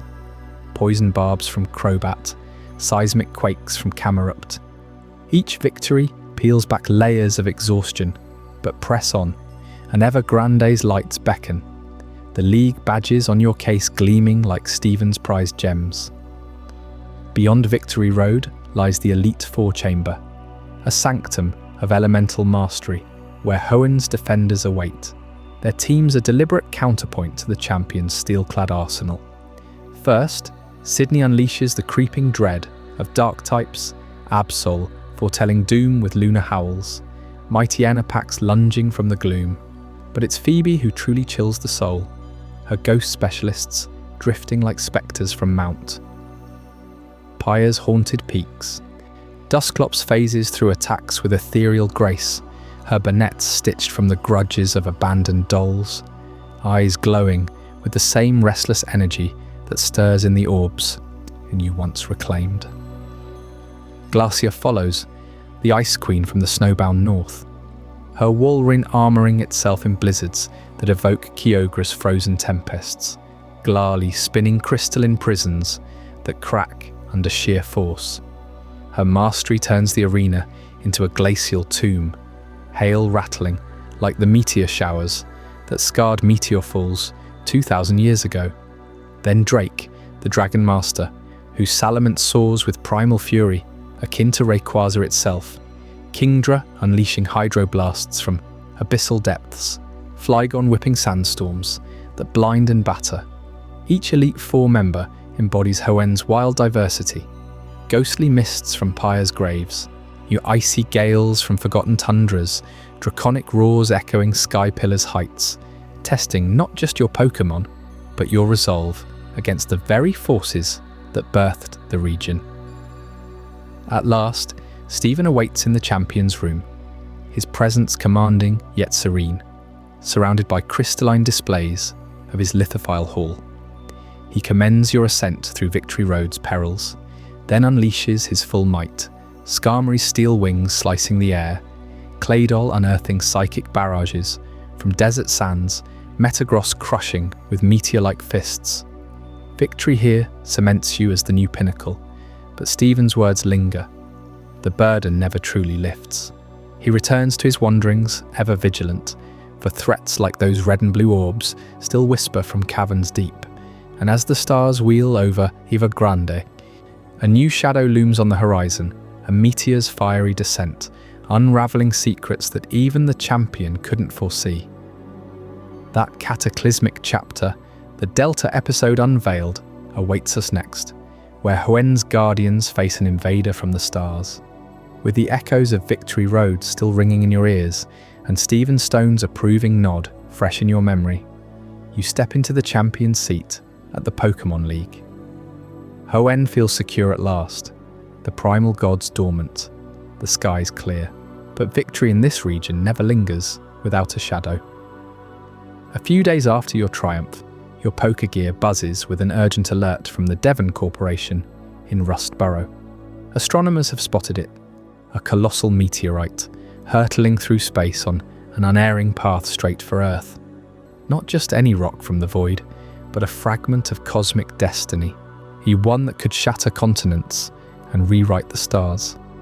This isn't some distant catastrophe.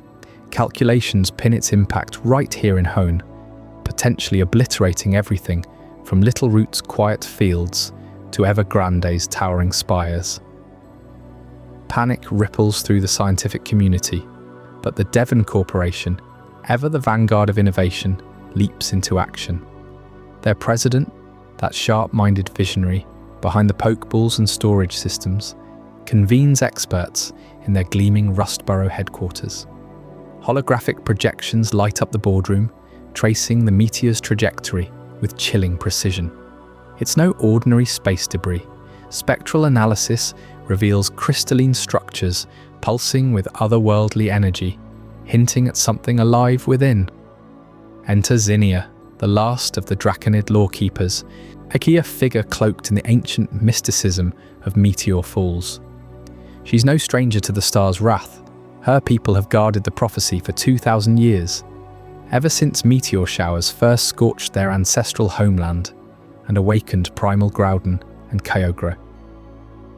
Zinnia bursts into Devon's sterile labs like a storm from Sky Pillar, her dragon-scale tattoos gleaming under the fluorescent lights, her voice cutting through the hum of computers. She declares the meteor no accident, but the fulfillment of the Draconid's 1,000-year warning, the return of the star that demands Rayquaza's vigilance.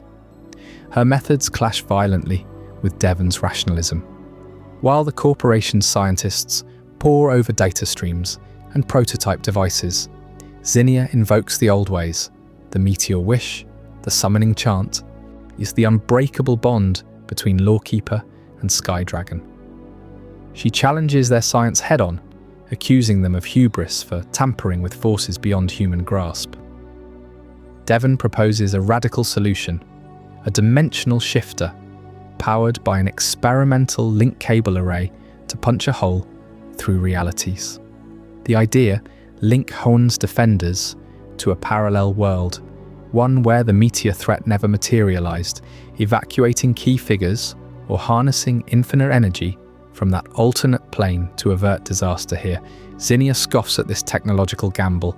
She's seen the scrolls in Meteor Falls' hidden chambers, etched with warnings of rifts that could unravel existence itself. The Lawkeeper's path is singular.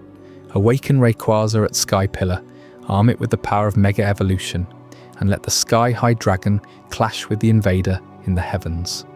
Her controversy deepens when she tests you, the new champion, in a brutal aerial battle atop a hovering Druddigon. Only the worthy can wield the keystone she offers, a relic passed down through Draconid bloodlines. You feel the weight of it, and the scroll she entrusts, detailing Rayquaza's primal ascension without a trainer's command. A feat defying every Mega Evolution rule established in the remakes. As alliances fracture, former foes resurface.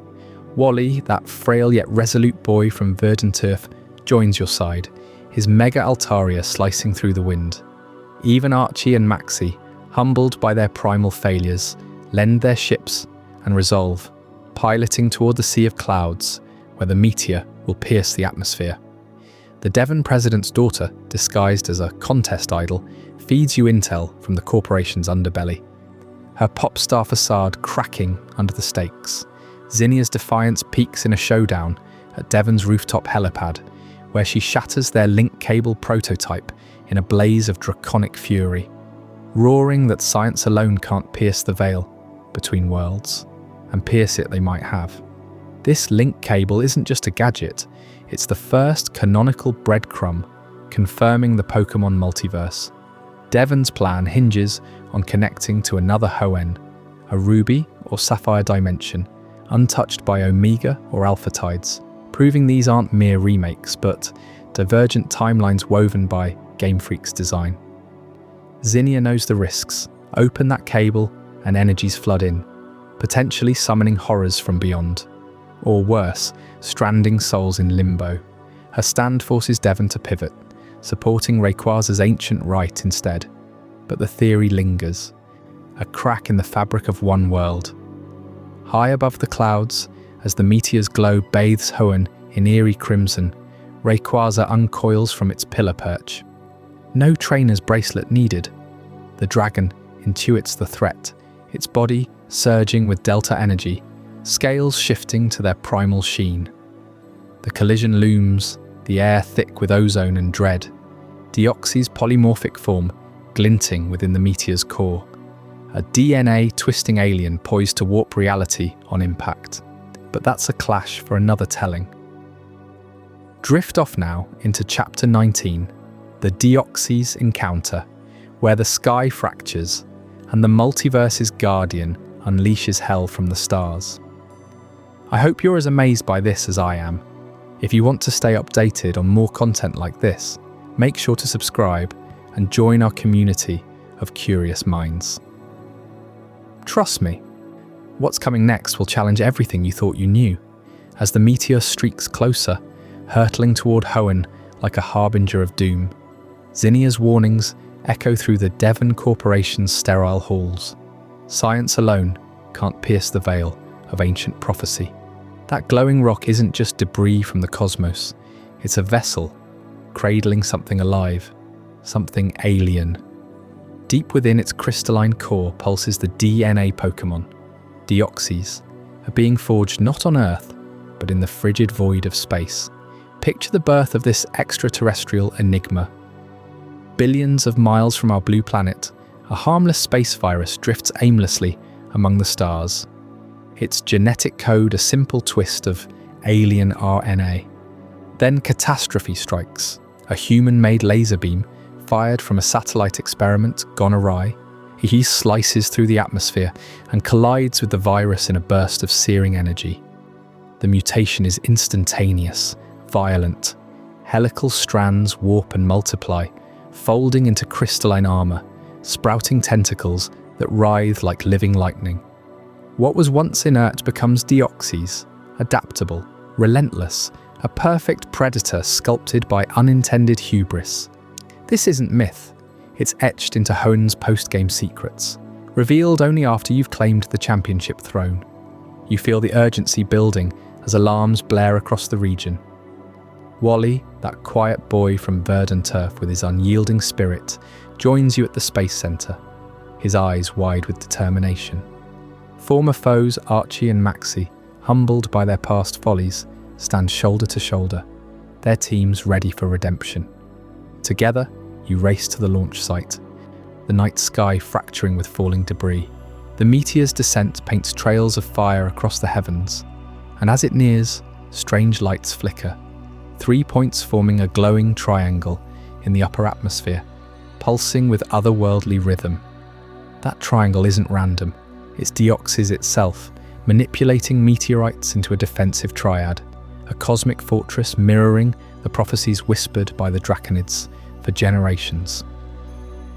Those ancient meteor showers 2,000 years ago that scarred meteor falls, they foretold this exact convergence, a celestial pattern tying back to Rayquaza's first awakening. Zinnia knew. Her scrolls detailed how the Sky Dragon would clash with invaders from the stars. And now, as Deoxys shifts forms, its core spinning from normal to attack, hardening into defense, blurring into speed, the triangle becomes a battlefield suspended between worlds. Strapped into the rocket's cockpit, the G-forces pin you back as engines roar to life. The stars rush up to meet you, Hoenn shrinking to a marble below. Bursting into the vacuum, the triangle looms massive. Deoxys at its heart, tentacles lashing out with psychic fury. Psycho Boost blasts ripple through space, shattering smaller meteors into glittering shrapnel. Your Pokémon brace against the void, but it's Rayquaza who answers the call once more. From Sky Pillar's summit, the Eternal Guardian mega evolizes, its delta stream tearing through the atmosphere like a green comet. The clash is cataclysmic, silent in the airless expanse yet thunderous in your veins. Rayquaza coils around one point of the triangle, Dragon Ascent's hammering Deoxys' crystalline shell. You command from the fringes, your team weaving through debris, hyper beams from Salament's allies, cutting paths while Deoxys retaliates, its form flipping to speed for evasion, then attack to unleash barrages that warp reality itself. Tentacles probe like searching minds, telekinetic grips threatening to crush your rocket. Rayquaza's roar vibrates the hull, Mega Evolution's power surging as it grips Deoxys in a vice of emerald scales, forcing the alien to falter. Each form shift reveals Deoxys' genius, or nightmare. The normal stance, balanced and probing, births the other three from necessity. Attack bulks its upper body for raw offense, channeling energy into devastating beams. Defense balloons its lower half into impenetrable plating, shrugging off Rayquaza's might. Speed thins to a streak, core pulsing faster than light can chase. This polymorphism ties directly to the triangle mystery. The three meteorites act as amplifiers, each resonating with a form, sustaining Deoxys' assault on Hoenn. Shatter one, and the pattern weakens. Destroy the nexus, and the threat crumbles. You dive in personally, the rocket's arms deploying to grapple a meteorite arm. Explosions bloom soundlessly, chunks of space rock tumbling toward re-entry. Wally covers your flank, his Gallard slicing psychic barriers. Archie and Maxie unleash waves of water and fire, improbable in vacuum but fueled by sheer will, or perhaps Deoxys' own aura-bending physics. Rayquaza, undaunted, slams Deoxys core first into the central meteor, cracking its regenerative hide. The triangle fractures, lights dimming, as the DNA Pokémon thrashes in defeat, retreating into dormancy. Back on solid ground, Hoenn exhales. The meteorite crashes harmlessly into the sea, its passenger sealed away, but the encounter lingers, a reminder that the stars hold more than legend. Deoxys forms, born from that laser's kiss, symbolize adaptation's double edge, beauty in versatility, terror in invasion. The Draconid's vigilance endures, their sky pillar standing sentinel against future triangles. Yet amid these cosmic trials, Hoenn offers brighter spectacles, where Pokémon shine not in battle's fury, but in graceful performance. Up next, Chapter 20. The art of the contest beckons, unveiling the rhythmic halls of Slateport, and the secrets behind those dazzling spectacles that captivated a generation. As the cosmic dust of that fateful space battle settles, and Rayquaza coils back into the heavens, you touch down once more on Hoenn's sun-kissed shores, the salty breeze of the ocean whipping through your hair. The world feels smaller now, more vibrant, pulling you toward the heart of coastal life in Slateport City. This isn't just any port town, it's a gateway where ships from distant regions unload treasures from Sinnoh's icy fjords and Johto's misty peaks, their hulls groaning under crates of exotic spices and shimmering scales. Street vendors hawk fresh seafood that still wriggles, their calls mingling with the crash of waves against the pier, while the massive white dome of the Slateport market looms like a beacon, alive with the chatter of trainers, bartering rare TMs and evolutionary stones. But weave through that throng, past the towering glass facade of the Devon goods store, and you'll stumble upon something that redefines what it means to bond with your Pokémon. The contest hall rises there, its facade a swirl of electric blues and radiant golds, pulsing with lights that dance like fireflies at dusk. Step inside, and the air thickens with perfume. Sweet florals from blooming displays, a hint of citrus from polished floors, and that unmistakable tang of anticipation. This is where Hoenn first unveils Pokémon contests. Not as a sideshow to battling, but as a cultural juggernaut that grips the region like a fever dream.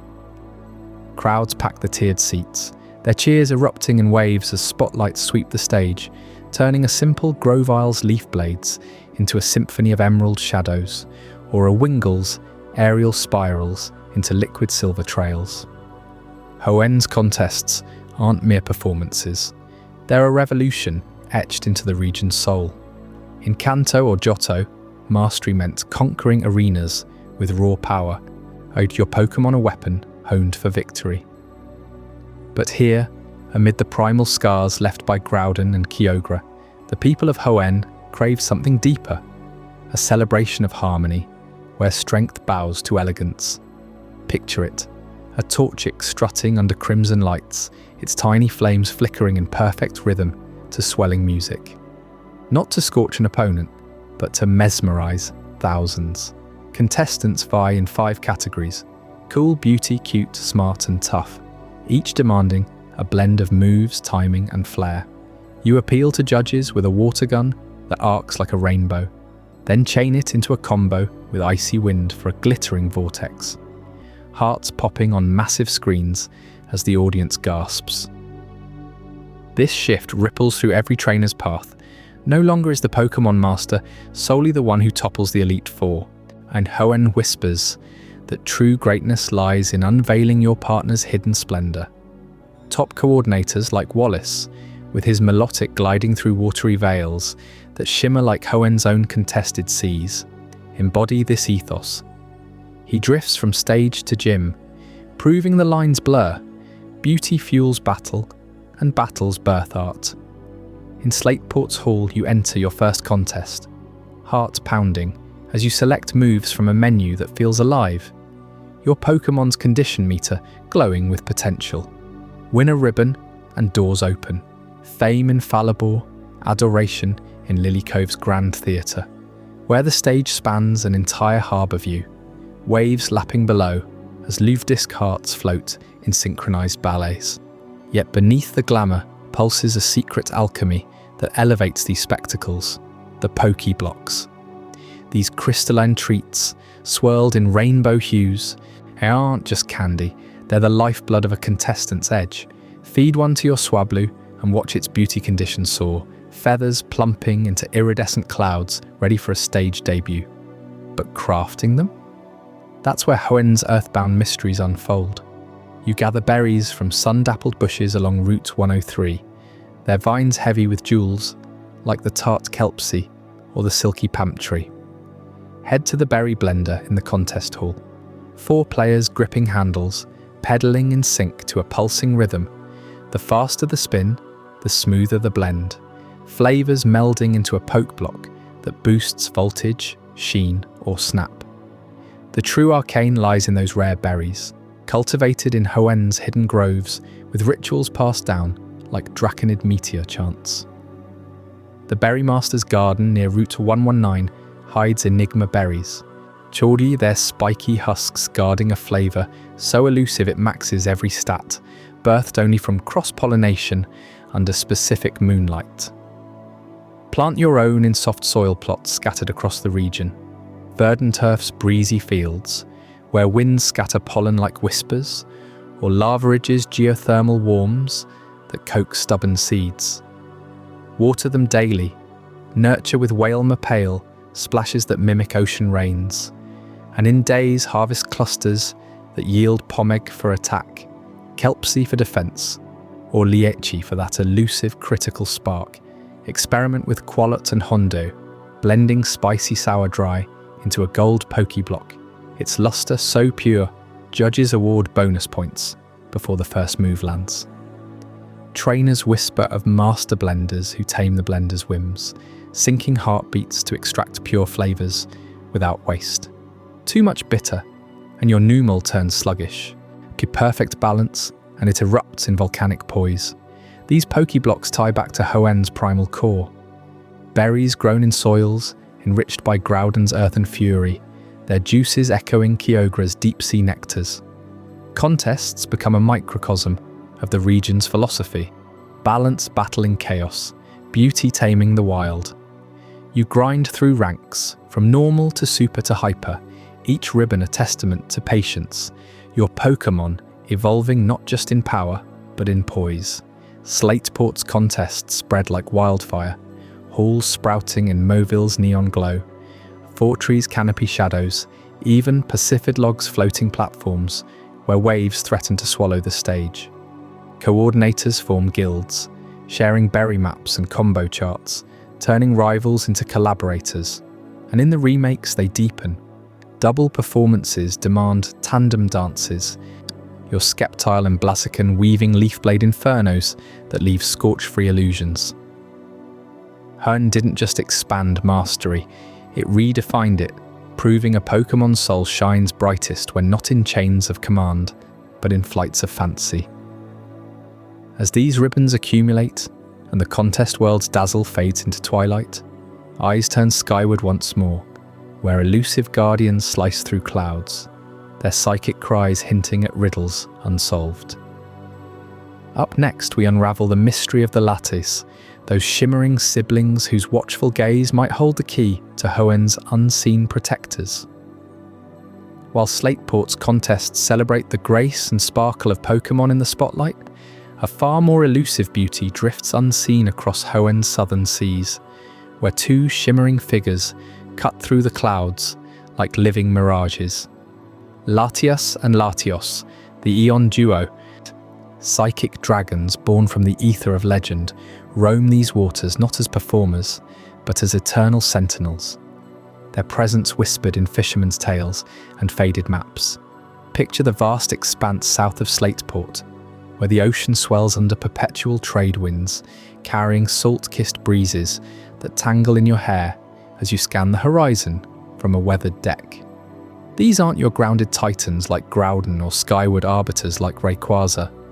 No, the Lattice move with a fluidity that defies capture, phasing through storms and slipping past patrols. In the original Ruby and Sapphire, after you've claimed victory at the Pokémon League, one of them awakens, Latias in Sapphire, her crimson form ablaze against twilight skies, or Latios in Ruby, sleek silver blue, slicing the dawn. They don't wait in caves or craters. They flee, darting from root to root, a psychic pulse warning you they're near before vanishing into the spray. Tracking them demands patience sharper than a dragonite's claw. Their roam covers Hoenn's underbelly, hugging the southern coasts from Pacifidlog Town's floating docks to the ragged cliffs of Route 134. You feel it first, a hush in the waves, then that telltale shimmer warping the air like heat off Lavaridge sands. Veteran trainers swear by the tricks, save before entering a route, listen for the faint whoosh of wings displacing mist, or bait them with a repel trick, clearing wild Pokémon so their cry echoes alone. But catch one, and the other sibling senses the bond, heightening the chase across those endless seas. It's no random wander. Locals in Moss Deep speak of them patrolling the waterways, warding off deep-sea threats that stir from Kyogre's old slumbers. Deeper into their enigma lies Southern Island, a speck of paradise veiled by treacherous currents and sudden fog banks, accessible only by a rare ferry ticket handed down from the Hoenn elite. Nestled amid coral spires that pierce turquoise depths, this hidden sanctuary pulses with an otherworldly calm. Palm fronds sway in rhythmic silence, and bioluminescent blooms light the shores at dusk, drawing the lattice home like moths to flame. Here the duo converges, their psychic auras intertwining in aerial dances that paint rainbows across the spray. Legend holds they were forged from the same cosmic egg, siblings bound by telepathy, guardians of Hoenn's fragile balance. Approach too boldly, and Latios envelops you in his protective veil, rendering you invisible to foes. While Latios weaves illusions to shield the vulnerable, on this isle, trainers who've earned the League's respect receive the gift of the second Eon, completing the pair. But the true revelation comes in the remakes, Omega Ruby and Alpha Sapphire, where Game Freak unveiled the Eon Flute, a slender relic carved from meteor glass, humming with latent power. Blow into it under open skies, and your Latios or Latios descends in a vortex of iridescent scales, wings unfurling to lift you skyward. This is soaring, Hoenn reborn from above, the landscape unfolding like a dragon's scroll. What was once a grind of fly shortcuts becomes poetry in motion. Glide over Evergrande's towering falls, where mist clings to Victory Road's scars. Peer into the churning maw of Mount Chimney, lava veins glowing like embers in a forgotten forge. The southern seas stretch infinite below, dotted with atolls you never knew existed, their hidden coves whispering of lost fleets sunk by primal floods. From this vantage, Hoenn's scars tell new stories. Spot the faint outline of Sky Pillar piercing storm clouds, a needle against Rayquaza's domain. Trace Meteor Falls' cascade, where Draconid chants still echo 2,000 years on. Soar low over Fortree City's treetop canopy, canopies parting like secrets for the initiated, or skim the desert ruins, Regi Rock's pyramid, casting long shadows over endless dunes. The mechanic shifts your soul, wind roaring past, scales warm beneath you, the region's rotated Kyushu contours revealed in sweeping arcs. No longer earthbound, you grasp the Eon's duty, surveying the primal wounds left by Groudon and Kyogre, ensuring no rift reopens. Whispers persist of their deeper mysteries. In the anime's advanced generation arcs, Latios sacrifices in Larousse City, his energy fueling a dimensional shield against Deoxys' chaos. A nod to manga tales, where the duo aids Steven against invading swarms. Players report glitches in old cartridges, phantom roams triggering eerie music boxes, or post-game encounters where they mega evolve mid-flight, soul dew gleaming like fallen stars. Are they truly siblings, or fragments of a greater Eon entity, splintered to watch sea and sky? Southern Island's elder guardians hint at rituals binding them to Hoenn's ley lines. Psychic threads linking to the Regi tombs and Cave of Origin's heart. Even in repose, their vigilance unnerves. Fly too near a storm front, and Latios envelops you in mist-veiled safety, her empathy brushing your mind with visions of submerged ruins. Latios, fiercer, dives through thunderheads, radar-sharp eyes piercing the veil to spot pirate subs or awakening ancients. Together, they embody Hoenn's duality, beauty in evasion, power in subtlety, roaming those southern seas as living horizons, forever just beyond reach. As we descend from these celestial patrols back to the bustling heart of invention that powers Hoenn's ambitions, prepare to uncover the gears turning beneath the surface in Chapter 22, Technological Marvels of Rustboro, where Devon Corporation's secrets promise to redefine what it means to command the stars. As you glide effortlessly through Hoenn's vast skies on the back of Latios, the Eon Flute's melody still echoing in your ears, Rustboro City sprawls below like a glittering jewel amid the rugged cliffs. Those towering spires of glass and steel belong to no other than the Devon Corporation, the beating heart of Hoenn's technological revolution, where visions of the future are forged from the bones of the ancient past. Picture the moment you first step into Devon's gleaming headquarters in Rustboro, the air humming with the soft whir of machinery and the faint scent of polished metal. Elevators whisk you skyward to the president's office, where Mr. Stone himself, father to the champion Stephen, gazes out over the city he's helped reshape. This isn't just a company, it's the forge where Hoenn's wild energies are tamed into tools that bind trainers to their Pokémon like never before. At the core of it all stands the Pokénav, Devon's crown jewel, a handheld marvel that burst onto the scene with ruby and sapphire. No longer lost in Hoenn's labyrinthine roots, trainers clutch this device like a lifeline. Its screen glowed with detailed maps, charting every twist of Rustboro's gym paths or the hidden caves beyond. Dial a number, and you'd connect instantly with Professor Birch or a distant rival, voices crackling across regions without a single Pokeball dropped. Evolve it further in Omega Ruby and Alpha Sapphire, and the Pokénav Plus unfolds into a symphony of functions.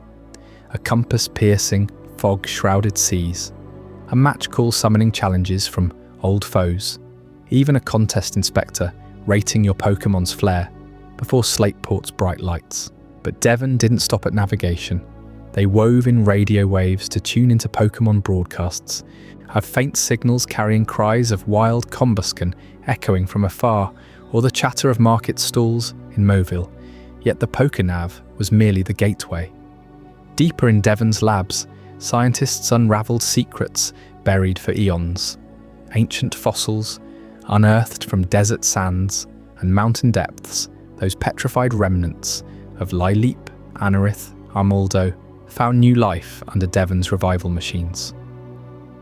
Imagine the chamber, sterile white walls pulsing with energy, a massive scanner humming as it injects life force drawn from Hoenn's primal veins, cracks spiderweb across the fossil surface, then shatter to reveal tentacles writhing or claws flexing, the air thick with the ozone tang of resurrection.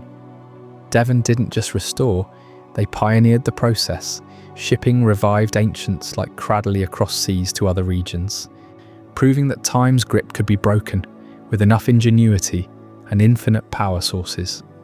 Mr. Stone oversaw it all, his sharp eyes scanning data streams late into the night. A man driven by curiosity as much as commerce, he reached beyond Hoenn's shores, forging quiet ties to distant lands. Whispers in Devon's archives speak of his fascination with Kalos, that elegant region of eternal flowers and shadowed wars. There, in the ruins of AZ's thousand-year conflict, lay infinity energy, the purest essence of life itself, harvested from Pokémon souls to fuel unimaginable weapons. Stone saw echoes of Hoenn's own primal forces in it, Groudon's earth-shaking vigour, Kyogre's oceanic fury, the boundless sky power of Rayquaza. Devon's researchers dissected fragments smuggled from Colossian digs, analysing how infinity energy amplified bonds between human and Pokémon. It wasn't weaponry Stone sought, but evolution, a stable fuel for mega evolutions. Those bursts of transcendent power first glimpsed when Rayquaza donned its meteorite form at Sky Pillar.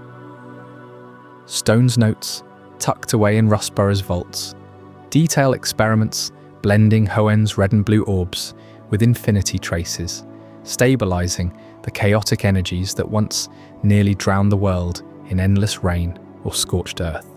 This cross-regional alchemy didn't just succeed, it rippled outward, inspiring Sinnoh's relic revival tech and Unova's DNA splicers. Rustboro's streets buzzed with the fallout. Goods trucks rumbled from Devon's gates, loaded with prototype Pokeballs that captured with unerring precision storage systems linking every center in a global web. Team Magma and Aqua learned that the hard way, their botched heist in Rustboro's shadows sparking the chaos of awakened legendaries. But from those ashes rose safeguards, encrypted Devon goods, scanners detecting orb resonances before disaster struck again. Hoenn's tech boom didn't confine itself to gadgets. It redefined the Pokémon world entire. The Pokénav's blueprint echoed in every Pokégear from Johto, every Rotom phone in Galar, compact wonders tracking IVs, forecasting weather, even summoning rides across vast maps. Fossil labs sprouted in Oribur and Nakreen, churning out Kabutops and Tirtuga thanks to Devon's blueprints. And the energy research? It paved the road for Z-moves, Dynamax crystals, terrestrialization, each a descendant of Stone's dream, to harness life's infinite spark without primal rage. Walk those Rustboro corridors today and you'll feel the pulse of progress. Elevators glide silently, holograms flicker with fossil scans, technicians murmur over infinity-infused prototypes. Mr. Stone's legacy towers here, a bridge from Hoenn's savage origins to a future where trainers wield godlike tools, yet bonds remain the true power. But amid Rustboro's innovations, shadows linger in forgotten corners of Hoenn's east, where a city of deceptive calm hides technologies that bend reality itself. Tune in next for Chapter 23, The Lost City of Larousse, and uncover the electrifying secrets that make even Devon's marvels pale in comparison. While Rustboro's Devon Corporation crafts tools like the Pokénav to navigate Hoenn's wilds and revives ancient bones from dusty fossils, the true pinnacle of human ingenuity gleams far beyond its borders, on the rugged eastern edge where Hoenn meets the endless sea. There, shrouded in whispers among trainers who've only glimpsed it on faded movie screens, rises Larousse City, a sprawling metropolis of glass spires and humming energy fields, born not from the games but from the silver screen of Destiny Deoxys. Picture the approach from the east, waves crashing against jagged cliffs that mark Hoenn's frontier, the air thick with salt and the faint ozone tang of advanced machinery. Larousse isn't just a city, it's a fortress of tomorrow, its skyline a forest of sleek towers that pierce the clouds, each building alive with holographic displays, flickering like captured auroras. Elevators whisk residents skyward without a sound, magnetic rails snake through elevated walkways, and parks float on anti-gravity platforms where Pikachu chase illusions of falling stars. This is Hoenn's hidden jewel, anime exclusive and untamed by game maps, a place where technology doesn't serve Pokémon battles, but coexists in perfect, shimmering harmony.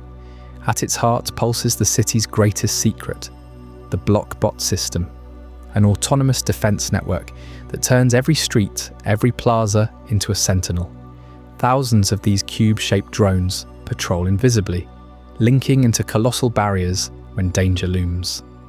Imagine strolling the sunlit boulevards, vendors hawking glowing Pokeblocks that enhance contests far beyond Slateport stages, when suddenly the sky darkens. A meteor streaks in, not the one from the Delta episode, but a harbinger from the stars, and the city awakens.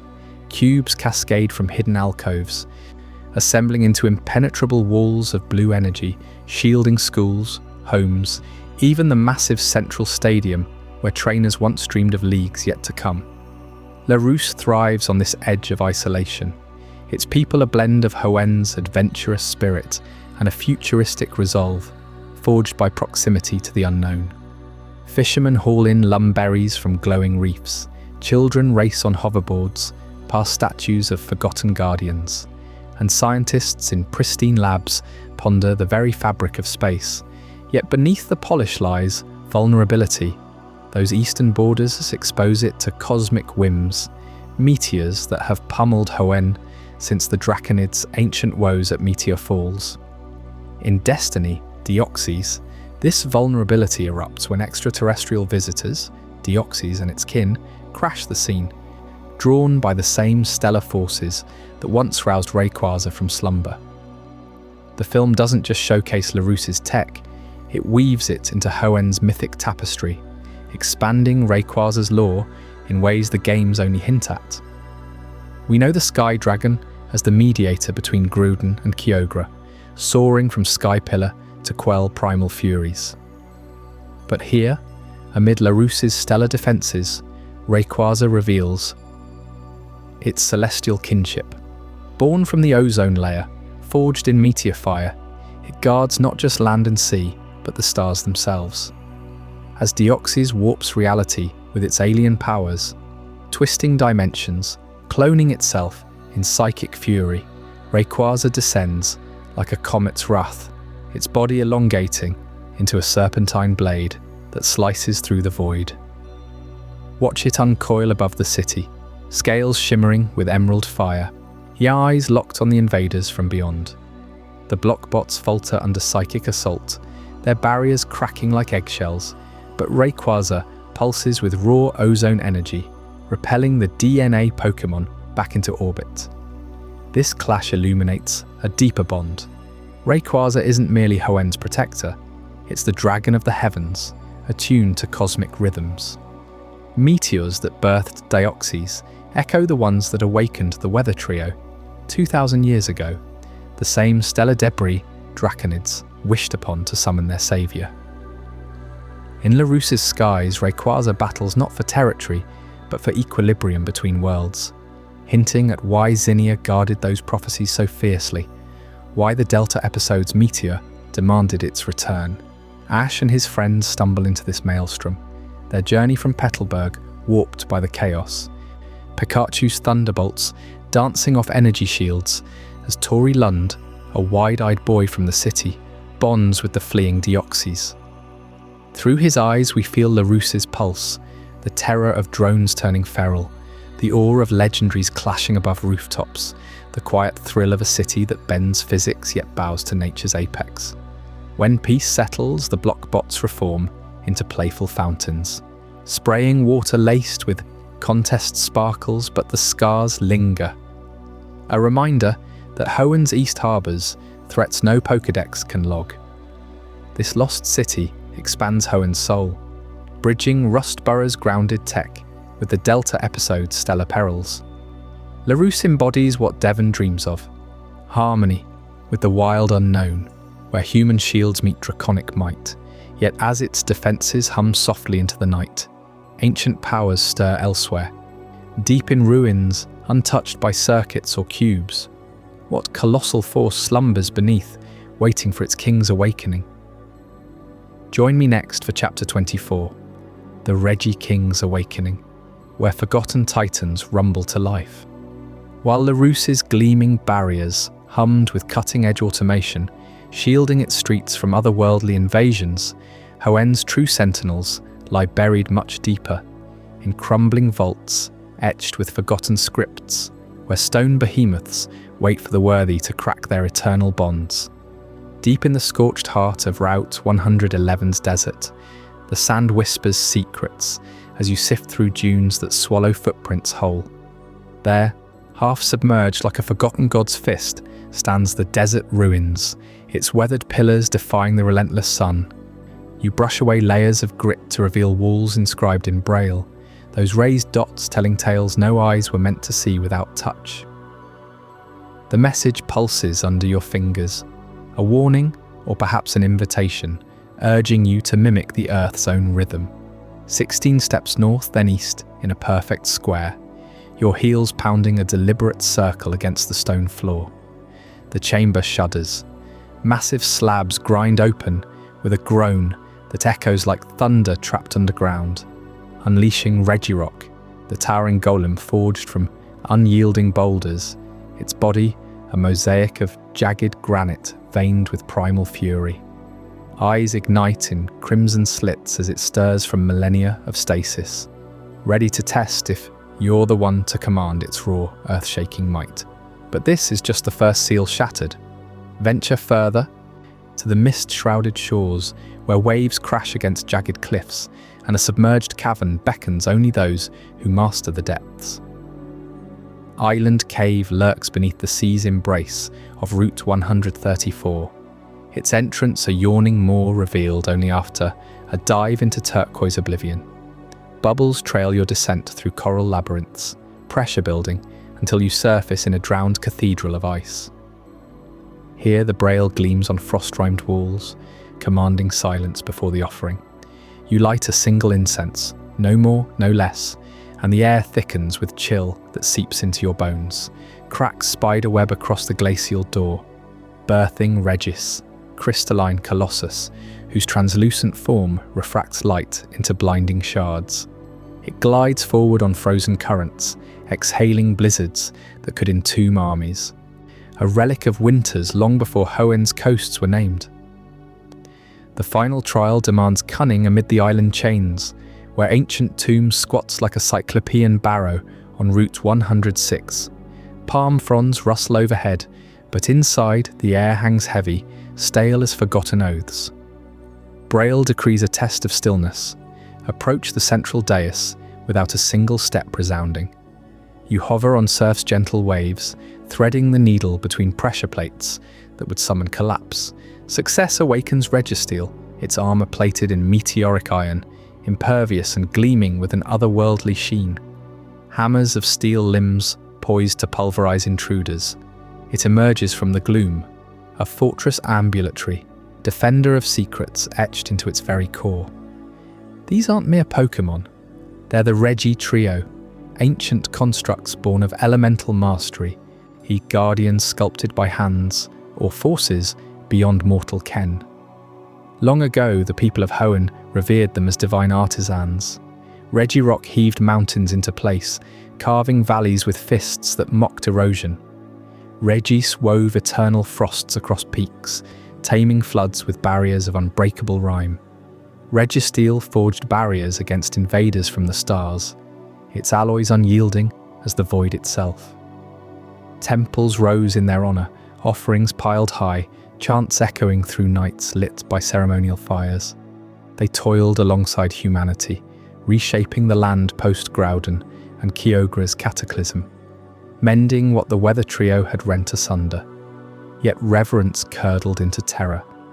The golems grew too vast in power, their obedience fraying like rope under strain. Tales whisper of Regirock's quakes swallowing villages whole in fits of unchecked rage. Regis's blizzards blanketed fertile fields, starving the faithful. Registeel turned on forges that birthed weapons against it, crumpling armies like parchment. Panic spread like Hoenn's monsoons. The ancients, those same priests who once knelt in awe, devised the seals, intricate locks, blending puzzle and peril, demanding not brute force but insight into the golem's own primal logic. Braille incantations wove spells of slumber, binding the trio in their vaults, doors grinding shut for epochs. Humanity fled the sites, erasing maps, letting sands and seas reclaim the entrances, all to bury the fear that their saviors had become destroyers. And overseeing this colossal lineage, the Regi King himself, Regigigas, slumbering far north in Sinnoh's Snow Point Temple, its massive form dwarfing even the trio. Legends murmur it dragged the very continents into alignment, hauling Regirock from stellar stone, moulding Regis from primordial ice, hammering Registeel from iron fallen from the heavens. Why scatter them to Hoenn's wilds? Whispers hint at ancient migrations, bridges of ice or land linking Kyushu-inspired shores to Sinnoh's frozen expanses, a time when Regi King wandered, towing landmasses like a child with toys. Hoenn's braille walls bear faint echoes of this, fragmented glyphs depicting a colossal, eye-patched titan, its slow pulse shaking the earth, pulling strings between regions. Sinnoh's lore claims it slumbered after exhaustion, but Hoenn's ruins suggest a deliberate exile, seeding its children here to safeguard primal energies against future upheavals. Could the Weather Trio's battles have been foreseen? The Regis positioned as counterweights? As you claim these awakened titans, their combined gaze feels like judgment from the dawn of time, power thrumming through Pokeballs that strain to contain it. In Omega Ruby and Alpha Sapphire, their stories deepen. Murals in sealed chambers, revealing the King's voyage southward, forging bonds across seas, now sailed by Latios and Latios. The ancient sphere lingers in every puzzle solved, a reminder that some forces, once unchained, reshape worlds without mercy. Yet Hoenn's lore doesn't end with these earthen echoes. Up next in Chapter 25, the Remake Revolution, we'll uncover how Omega Ruby and Alpha Sapphire rewrote the region's destiny, unearthing mechanics and myths that turned sleepy legends into roaring realities, ones that might just redefine everything you thought you knew about primal awakenings. While the colossal form of Regi King hinted at threads weaving Hoenn's golems to the frozen temples of Sinnoh, the true seismic shift came when Omega Ruby and Alpha Sapphire shattered the Game Boy Advance's pixelated veil, unleashing Hoenn's cataclysms in 3 dimensions for the very first time. These remakes didn't just polish old paths, they ignited a revolution, transforming whispers of primal fury into a storm you could feel rumbling through your Nintendo 3DS. Picture the skies splitting open as primal Groudon erupts from its cavernous slumber, not as a flat sprite flickering on a handheld screen, but as a behemoth whose every step cracks the earth like thunder rolling across Kyushu's jagged spine. In the originals, Groudon's awakening was a sudden drought, a haze of heat shimmer that choked the seas dry. But Omega Ruby and Alpha Sapphire introduced primal reversion, a raw, ancient evolution fueled by the red orb's pulsing energy, where the landmass Pokémon swells with desolate land's merciless blaze. Its body hardens into primal armor, red crystals jutting like volcanic spines, eyes glowing with the fury of continents colliding. You awaken it deep in the magma-choked heart of Groudon's chamber, and suddenly Hoenn transforms. The grass withers to ash underfoot. Waves evaporate into steaming mist. The air thickens with a sun that scorches paint from Slateport's ships. This isn't mere weather. It's the planet convulsing. The same force that sculpted Hoenn's islands from primal chaos now threatening to unmake them all. Kyogre surges in tandem, its primal form a leviathan of abyssal blue, armoured in ice-veined scales that channel primordial sea's endless deluge. Archie clutches the blue orb aboard his submarine, and the oceans rise like vengeful spirits, swallowing Rustboro's streets in foaming torrents, turning Lavaridge's hot springs into submerged ruins. The 3DS screen captures this in fluid motion.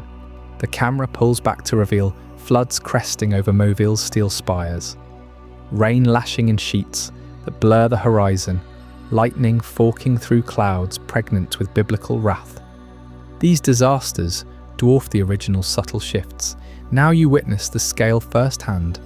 You're surfing across inland seas where Evergrande City's towers pierce the waves like drowned monoliths. The remakes make you live the legend. The ground quakes as Groudon stomps towards Sootopolis, carving canyons in its wake, while Kyogre's tail lashes tidal walls that crash against meteor falls, scattering Draconid relics into the froth. This visual revolution stems from the 3DS era's prowess, where polygons breathe life into lore long confined to 2 dimensions.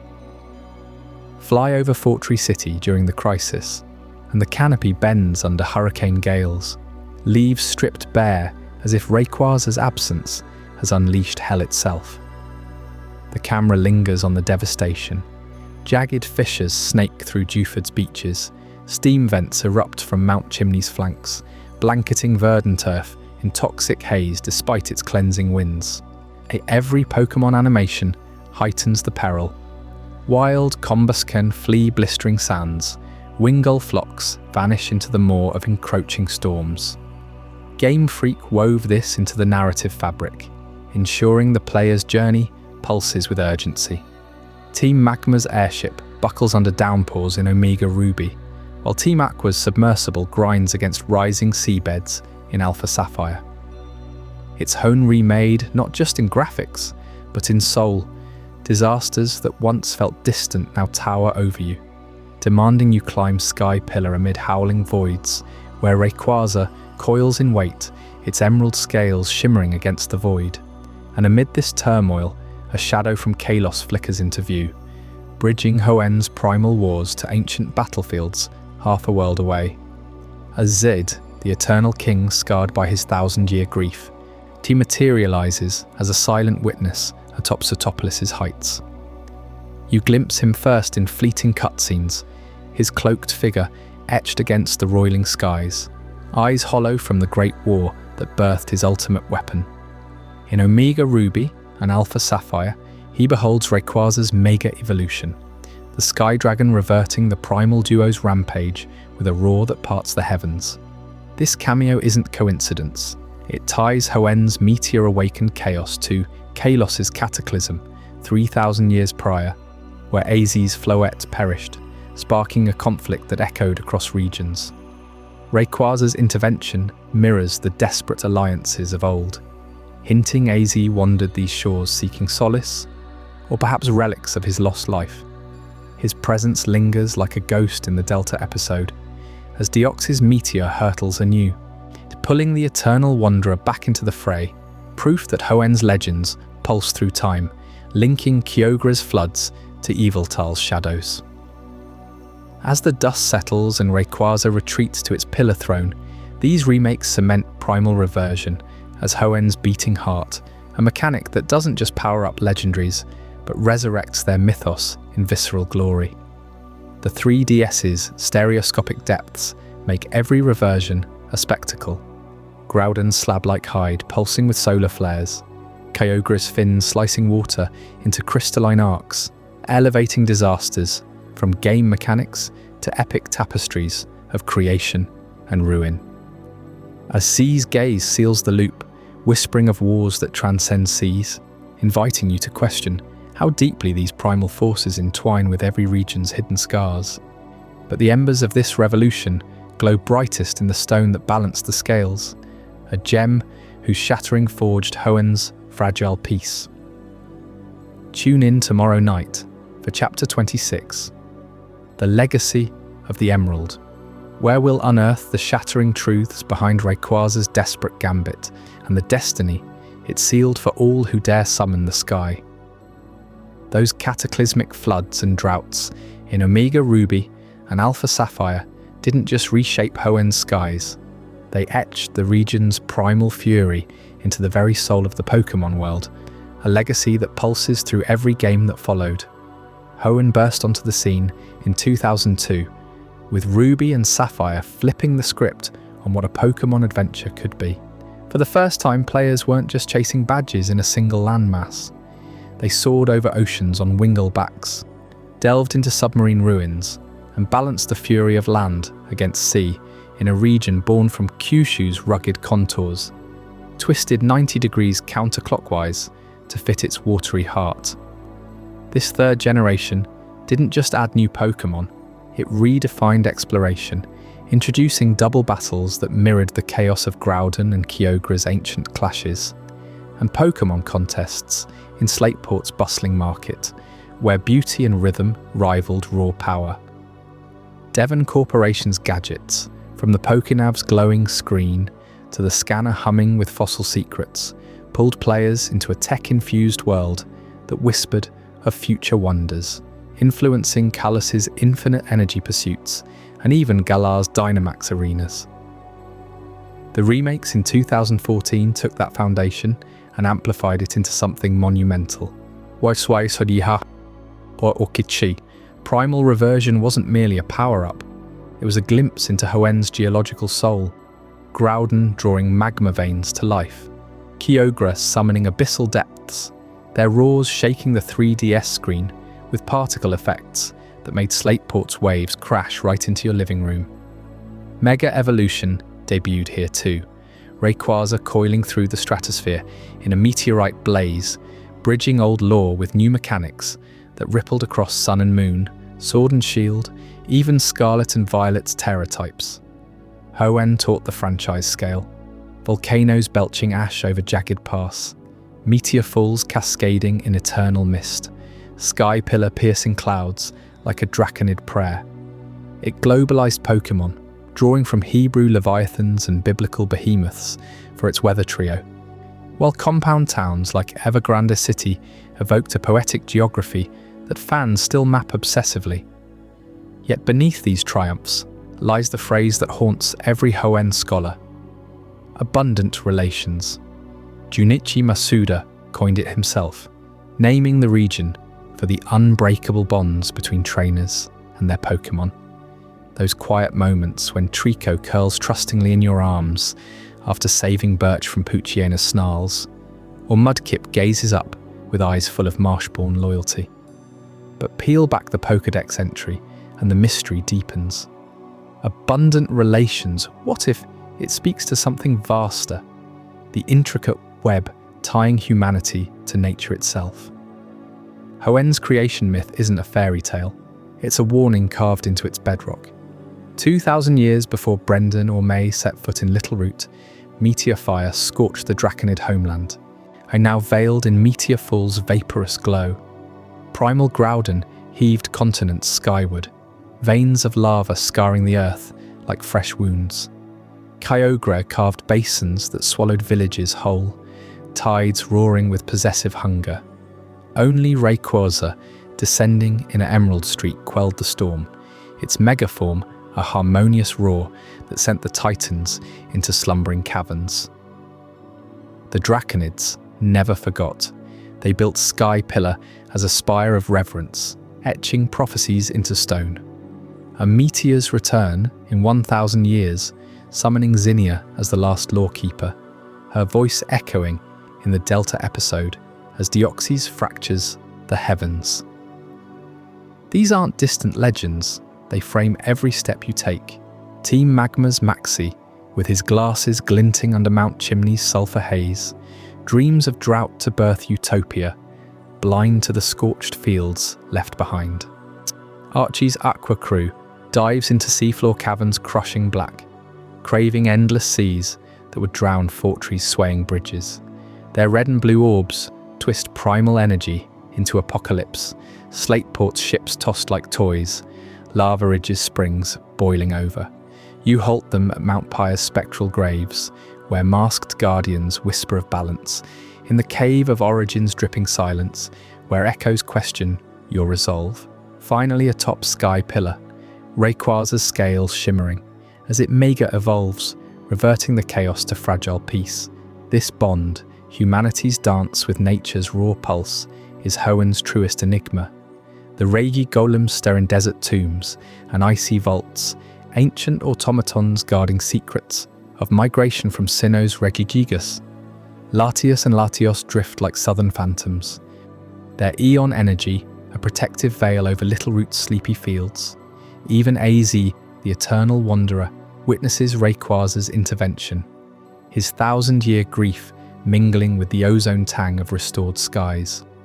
Manga tales darken it further, Courtney crushed in collapsing caves, Stephen and Norman sacrificing themselves to tame the legends, a Sootopolis barrier woven from Elite Four steel and Regi might. Anime's Larousse hums with autonomous drones fending off Deoxys, Eastern Hoenn's border a frontier of fragile tech against cosmic wilds. Why then does Hoenn linger in fans' dreams like no other region? Its atmosphere wraps around you, the humid breath of Verdanturf's poison-free meadows, where Wally's frail coughs fade into windswept calm, the acrid steam of Lavaridge hot springs, easing aches from desert treks. The hollow wind through Skypillar's ruins, carrying Draconid chants. No place layers lore so thickly.